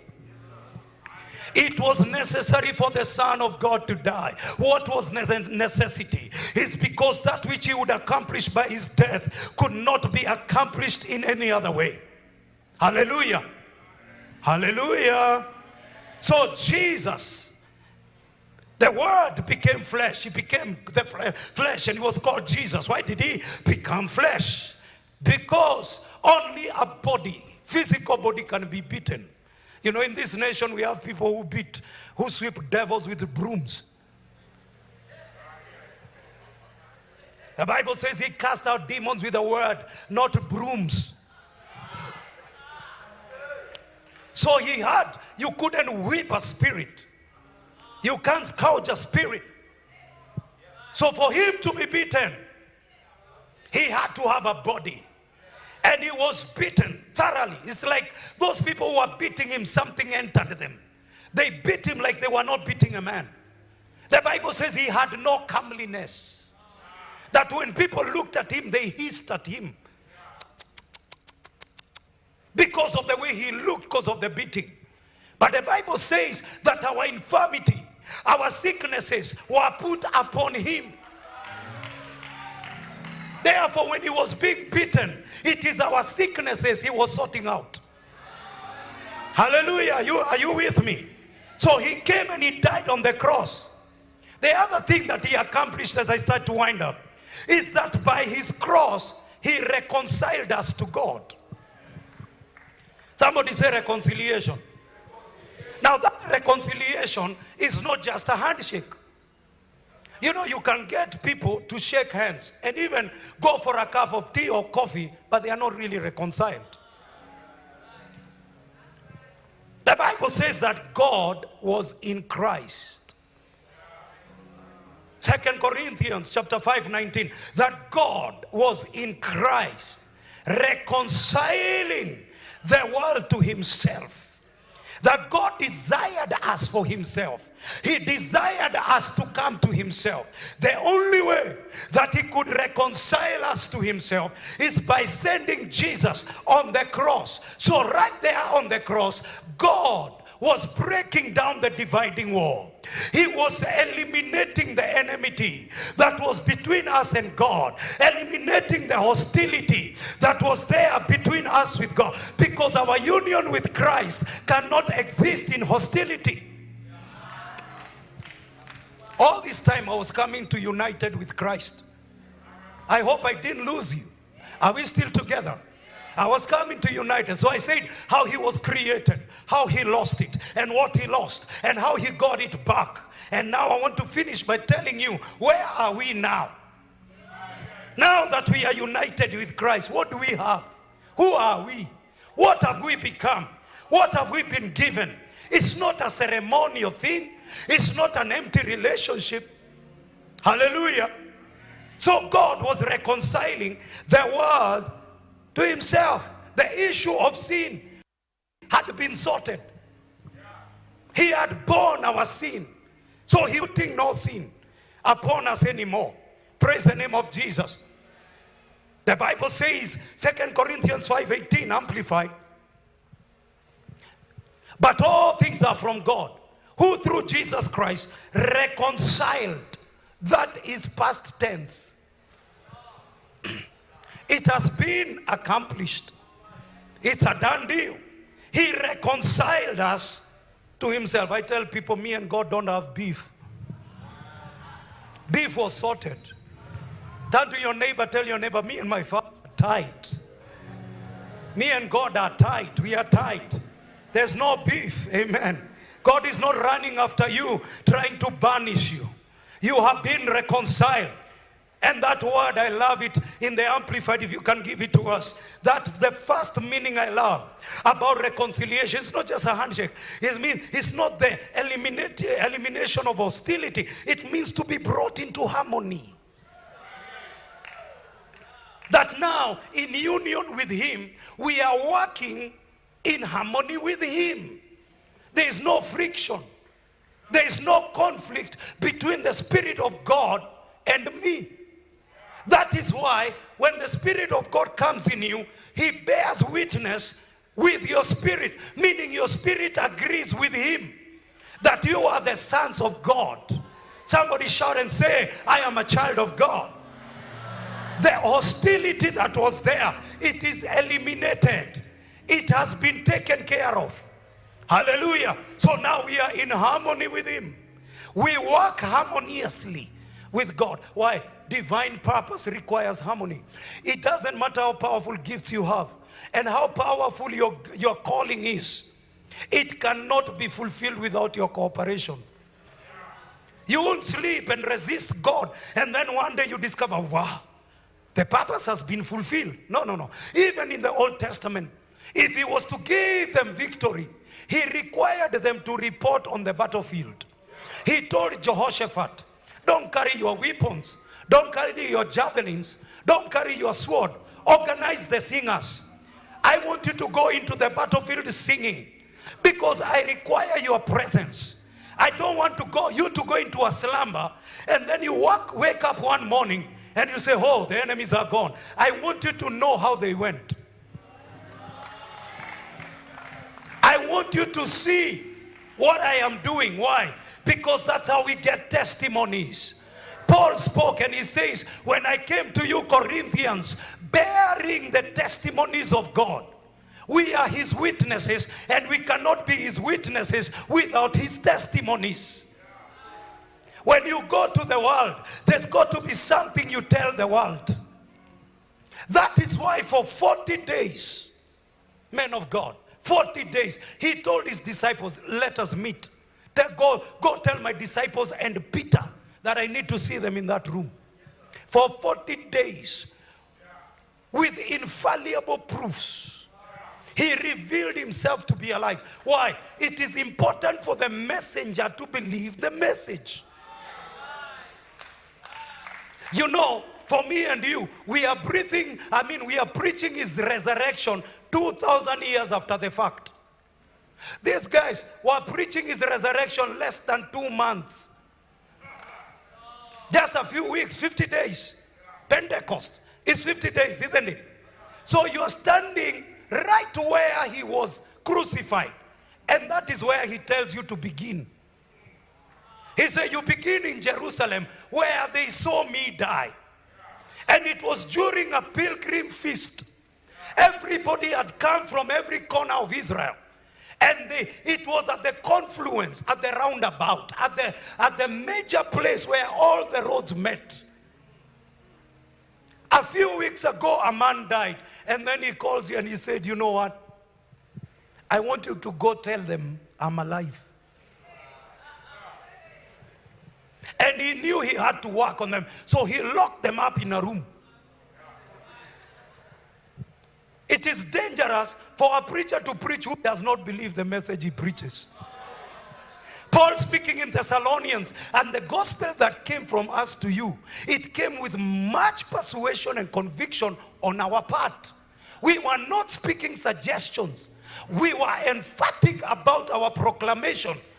We would tell you that Jesus is able to heal and people would get healed. Hallelujah. The gospel is an announcement. And you better know what the message is. So he wanted first to give them an assurance. And this is what I want to tell all of you. We are in that age of deception. As the glory of God is being revealed, deception, as Jesus spoke, would fill the earth.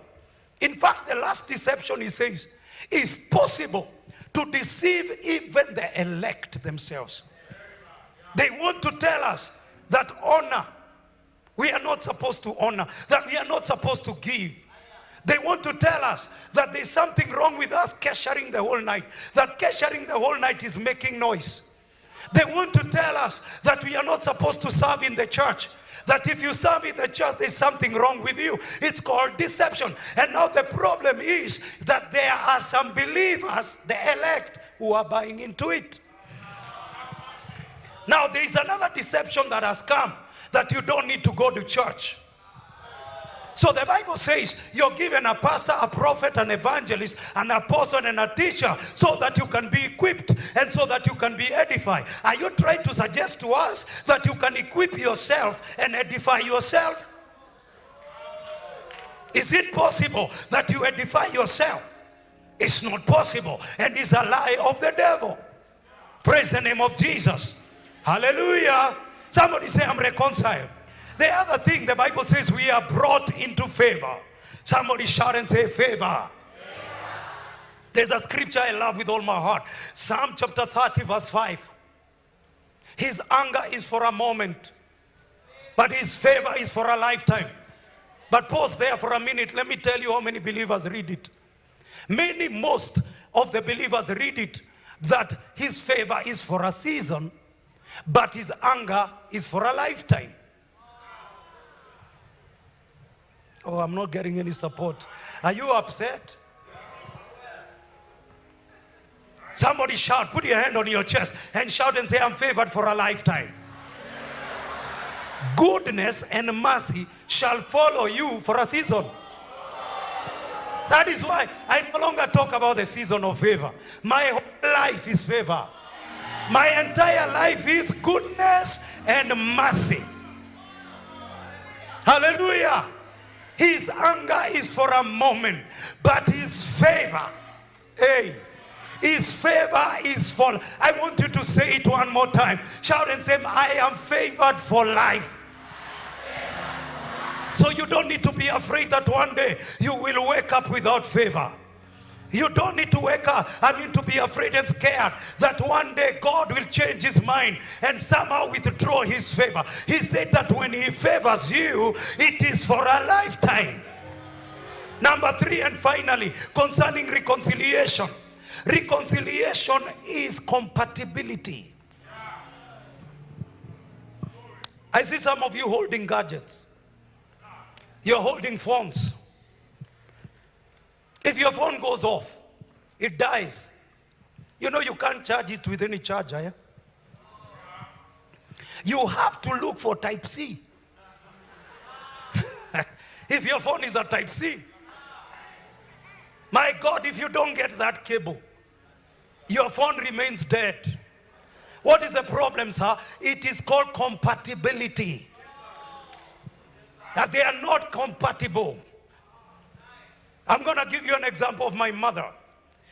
We grew up in that age when mothers would go somewhere to River Road and they would buy some glass for drinking water. And they would tell us, don't touch that glass. Don't put anything into that glass until I boil it first. So you'd put a set of glass with water on the jikon. They would boil and then cool. And then after they have cooled, you're told you're free now to put anything. Even if you put something hot, it's okay, it can't crack. Why? Because it has been reconciled. Now listen, this God who told them, no one of you can come near me, even your cows.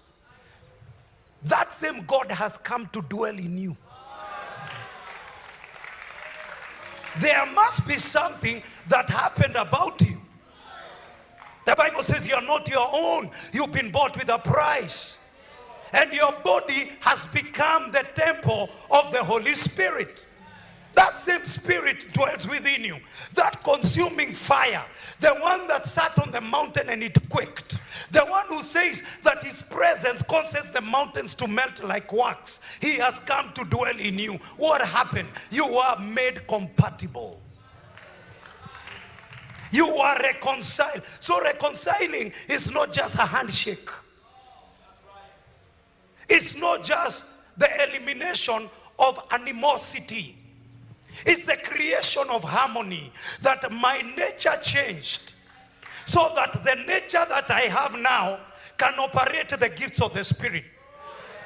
The nature I have now can hear the things of God. The Bible says in 1 Corinthians chapter 2, that then verse 14, the natural man receives not the things of God. Neither can he, thank you, neither can he know them, because they are foolishness to him. Hallelujah. There it is.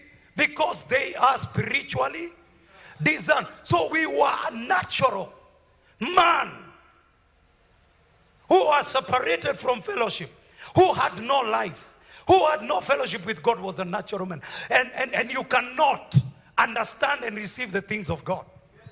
That is why life himself stood before them, and they couldn't discern him, because their spirits were dead. And when Peter said, "You are the Christ," Jesus responded to him and said, "Flesh and blood has not revealed that to you, Simon. You have known it in any other way, but not flesh and blood." Praise the name of Jesus. So that reconciliation brings us into oneness. We have come into union with Jesus Christ. And I want to come down. Is it okay? Yeah. We have come into union, oneness with Jesus Christ, having been reconciled. The animosity, the hostility, because the Bible says our minds, we were hostile to God in our minds. That even if you were anointed then, even if you received grace then, there was something about you that would fight the same purpose you were supposed to serve. Because you were hostile in your mind. But the Bible says when Jesus died on the cross, that you became a new creation. Now this new creation is alive. The spirit is alive. And that spirit is able to accommodate everything that God wanted you to have. You know, the mistake we have is that when you see the stature of a man, you think that is the stature of his spirit. No. If I am 5 foot, don't confuse that from the stature of my spirit. In my spirit there is life. There is the unfathomable, immeasurable, bottom, infinite grace of God accommodated in my spirit. The Bible says he has put eternity in their hearts. Right there in your spirit, as a born again believer, you have the kingdom. He says when somebody comes and tells you there is the kingdom or there is the kingdom, don't believe them, because the kingdom of God is within you. That where you are right now seated, you are a carrier of the kingdom of God. That eternity dwells within you. That the power of God dwells within you. God said, which house can you build for me? Seeing that heaven is my throne, the earth is my footstool. But the same God says that he has found accommodation in you. Hallelujah. He's not talking about your stature. He's talking about your spirit. Therefore your spirit is large. Your spirit is eternal. Your spirit contains eternal life. Life is in your spirit. Praise the name of Jesus. So we are turned into a new creation. This new creation has certain things. This new creation has the life that the old one lost. Somebody shout and say amen. He who has the Son has life. He who has not the Son does not have life. If you don't have Jesus, you don't have life. But if you have him, you have life. He said we have come to know that this is the true God and eternal life. He said to Mary and Martha, I am the resurrection and I am the life. For us, resurrection is not a day. Resurrection is not an event. Resurrection is a person. Jesus is the resurrection and he lives in me. Turn to your neighbor. Tell your neighbor, Christ lives in me. I'm closing in 5 minutes, but please have a seat. Let me tell you, we have been brought in union with Christ, and that union is in 6 dimensions. He says that you are in me.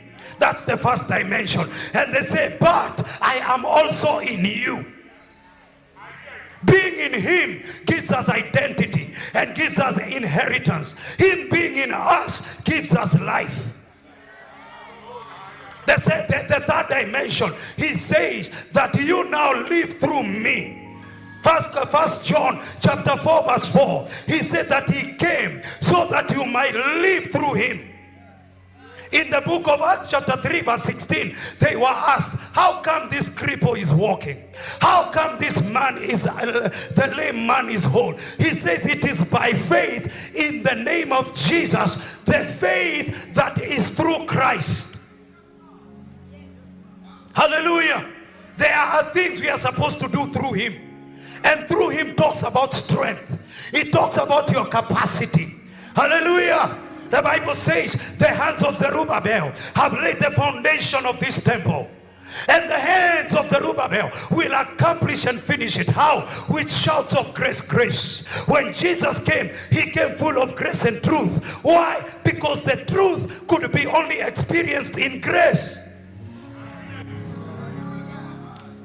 You cannot experience that truth without the grace of God. He says in Romans chapter 5 verse 2, he says, by faith we have access into this grace where we stand.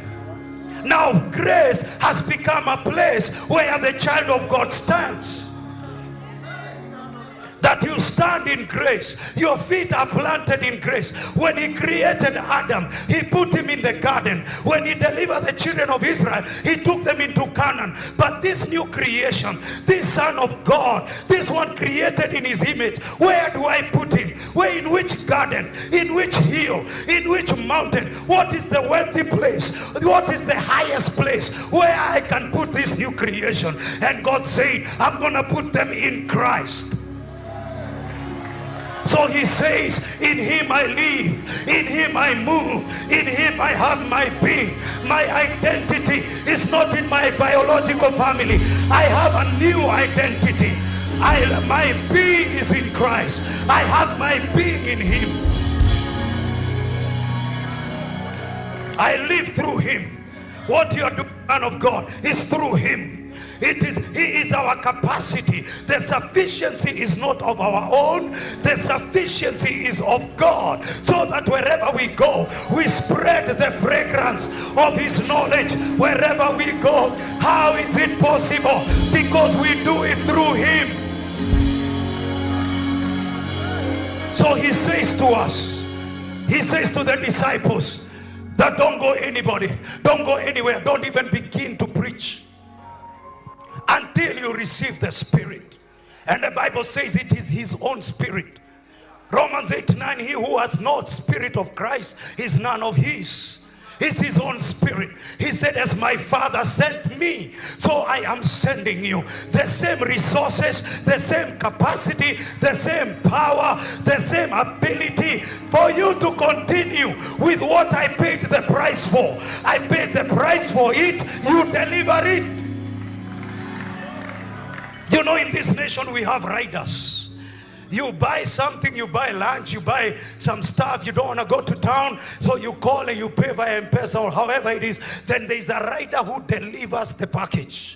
He said, Jesus paid for it. You go deliver healing. He said, whatever city I send you, oh my God, whatever. You know, the other day, I'm going to give this testimony. The other day, a lady comes to church. I'm doing a healing seminar. And the lady is told by the doctors that you need 3 pints more, 3 pints of blood. And she comes to the healing seminar and comes for the altar call. We lay hands on her. She goes back to the clinic ready for intravenous transfusion of blood. But before they transfuse, they have to check. When they are checking, they told her, I see that you've been transfused. She said, no, I've not gone to any hospital. That Jesus is able to add your blood. Friends, I have come here to tell you that the unitedness that we have with Christ is not symbolic. It is not ceremonial. It delivers life to us. We have grace. We have the image of Jesus Christ himself. If the spirit of the one who raised Jesus from the dead, he abides in you, he will give life.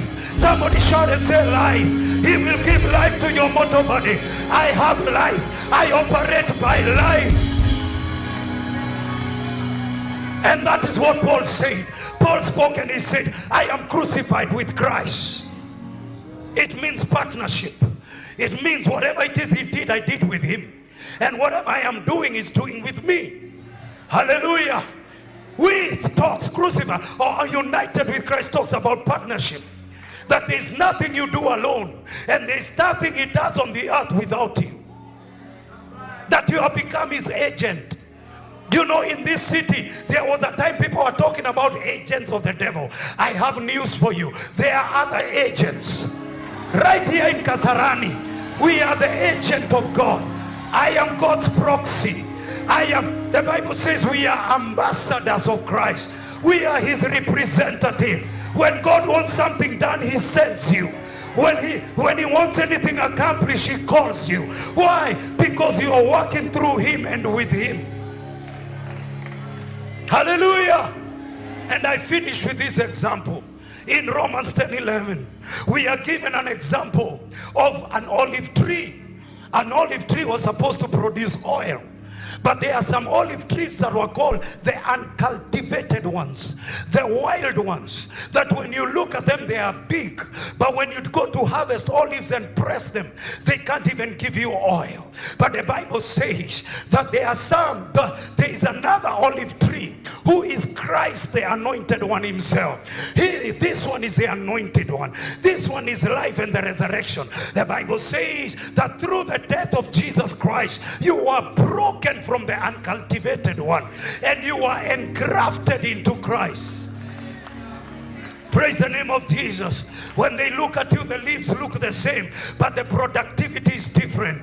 Well, oh my God, when they look at you, stature has not changed, but power is resident. When they look at you, you're still as short as you used to be, but when you take the microphone, the blind see, the deaf hear, the cripples walk. Why? Because you've been engrafted. And that is what he's saying. He's saying, I am the true vine and you are the branches. And he's telling us something there through suggestion and implication.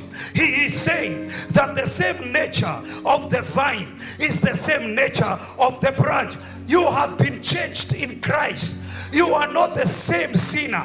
You are not the same guy who was hostile to God. Your old nature has gone. You are crucified with Christ. That old person has gone. And this one who is united with Christ is a different person. This one who is united with Christ is a new creation. He said, this one has the same nature. Through his precious promises, we have become partakers of his divine nature. The Bible says in 1 John chapter 4:17 that he said that love has been revealed to us, so that as he is, so are we. So now in Christ, we have gone back to image and we have gone back to likeness. He was telling Philip, I've been with you all this time.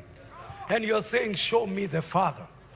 He who has seen me has seen the Father. Jesus' idea, man of God, is that if anyone sees you, they have seen Christ. You bear his image. You bear his likeness. You express him. You make him known. Wherever you go, he's no longer a mystery. You demystify God. You make God known. And that's what we do. We owe our generation a revelation. We owe our generation a move of God. We need to tell them, yeah, what God can do, and demonstrate to them what God can do. Are you hearing me? So this one is broken free and grafted. What is the purpose of grafting? Why do you graft? For you who are agriculturalists, you graft to increase productivity. He says, I want more fruit. You think you have arrived, but there's still more. There is a higher height. There is more you can produce. I know you're happy about what's happening right now, but there is more. Turn to your neighbor, tell your neighbor there is more. The reason you engraft a plant is so that you can make it resistant to disease and to pests. We are those that are defeat resistant. We have, turn to your neighbor, tell them I'm failure resistant. There are things that don't land in your life easily. He goes around like a roaring lion looking for who he can devour, but he cannot devour you because you've been engrafted into power. You've been engrafted into life. You are united with Christ right now. Praise the name of Jesus Christ. Hallelujah. We've been brought into that place of union. And God has given us so much, I can't finish now. He has given us his spirit, and by his spirit we have a language. He who speaks in other tongues speaks not unto man. Man is not man. If you find me speaking in other tongues, it's not supposed to be for you. It's not meant for you. For no man understands him, but he uttereth mysteries unto God. I did a research, sir. I did a research into this word unto. It comes from the word until, which means the same level as. That when you start to speak in other tongues, you are not speaking your current need. You're declaring mysteries. Hallelujah. You are speaking on the same level as God. The Bible says, let me prove to you in scripture. Speak. Hallelujah. And they began to speak as the Spirit gave them utterance. So if the Spirit is to give them utterance, what kind of utterance would he give them? Is the Holy Spirit gonna give you utterance about lunch? When you pray in understanding, you pray need. When you pray in other tongue, you pray destiny. You release mysteries. Hallelujah. Praise the name of Jesus. He has given us the language of the Father. And the Bible says that our union is not just in service, but our union is in intercession. In Romans chapter 8 verse 26, you know not how to pray as you ought to. You don't even know what to pray. You don't even have enough detail. You don't know when to go into praise or to go into warfare. You don't know when to declare or decree. You don't even know when to bind and to loose. But when you switch into tongues, the Bible says it's the Spirit who is praying in you and for you with groanings that cannot be uttered. So the next time, friends, you go for a kesha and you hear a sister groaning, you know that's a language. She's communicating. When you see a brother groaning, he can't say anything. It's just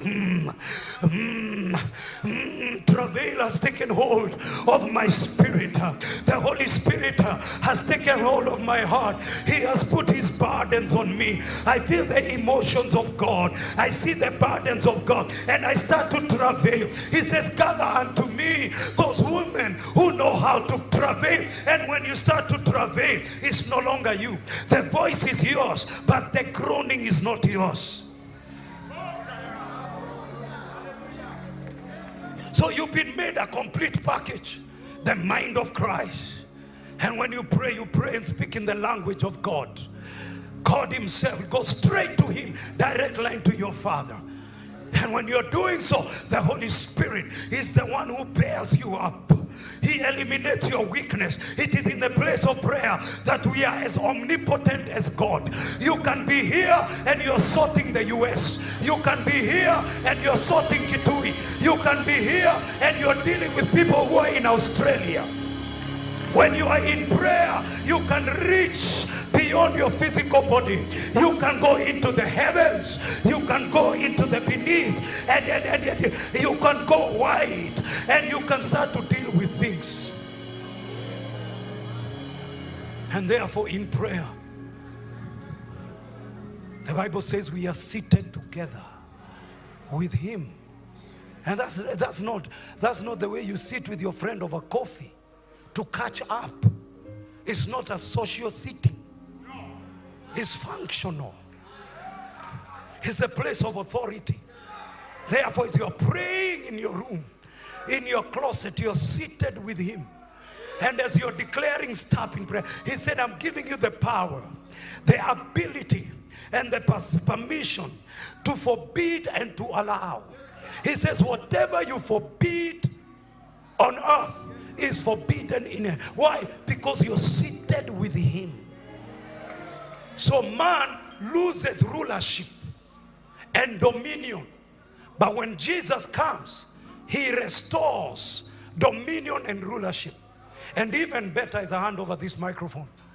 Man had been given dominion over the birds of the air, creeping things, the fishes of the sea. But now our dominion is over everything that Jesus conquered. He said, behold, all authority has been given to me. I give you power over scorpions and snakes and the works of the devil, and none of them shall harm you. Meaning, man of God, as you bear this vision, you don't have to be afraid of harm. You know, there are times we'll go for fasting, and we are fasting, then we are binding, avenging spirits, spirits of backlash, retaliating spirit. He said the same power that gives you the authority to walk over them can protect you. That same power can protect you. Praise the name of Jesus. So in prayer is where you release, you dispense authority. You exercise power. Oh man, you don't want to come in my closet as a place where my boldness is full tank. When I'm sitting, I might be a bit sheepish and a bit quiet, reserved, quiet, even withdrawn. But when you go there and you start to groan, you start to speak things that you don't know where they are coming from. Boldness, authority, power. That's where we've been brought. We are united. Turn to your neighbor, tell your neighbor, I'm united with Christ. I hand over this microphone. Thank you, sir. Appreciate it.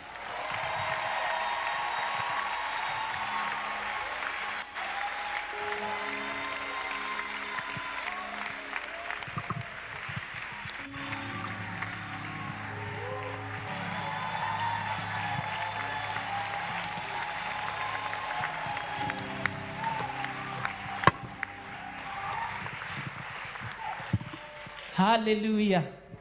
All over this place, lift up your hands and just begin to pray. If you can pray in tongues in response to the word we have received. Musicians, just play something there, put some strings there. All over this place. Don't wait for a song. In response to the word of God we have received. And the word was made flesh and dwelt among us. And we are beholding his glory. It did not just happen when he came. We are beholding the glory of God. As the word is being preached, we are beholding God's glory. We are beholding God's power. We are beholding God. Let's press in for a few more minutes, a few more minutes. A few more minutes. Tell God, lift up some of the scriptures you have heard, some of the word you have heard, and utter mysteries in your spirit, and speak into your tomorrow, and say, because of union with Christ, I have fellowship with God. My sins are forgiven. And because Jesus died, I am alive today. And the same spirit that raised Jesus from the dead resides in my mortal body, quickens my mortal body. And because Jesus is not sick, I am not sick. Let's press into prayer for a few more minutes. The word has gone forth powerfully. We are getting reconciled, brought into harmony, removal of hostility, burdens removed, yokes destroyed.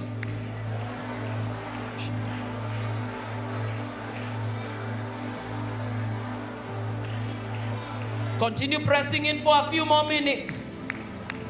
From today we are compatible with Jesus Christ. We think as he thinks. We see as he sees. We speak as he speaks. We hear as he hears. We perceive as he perceives. We have union with God. Favor for a lifetime. not once in a while, not at the end of the month. We receive favor for a lifetime. Goodness and mercy following us. We are not followed by trouble, stress, problems, debt. Goodness and mercy following us all the days, not some days. Pray that out in the name of Jesus. A few more minutes, a few more minutes, a few more minutes.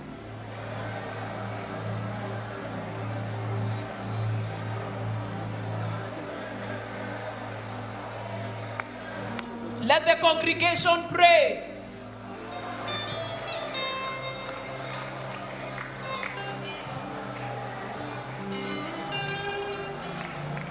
Let the people pray.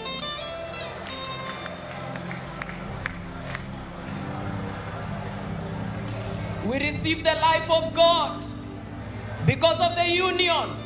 We receive harmony because of the union. We have a sound mind.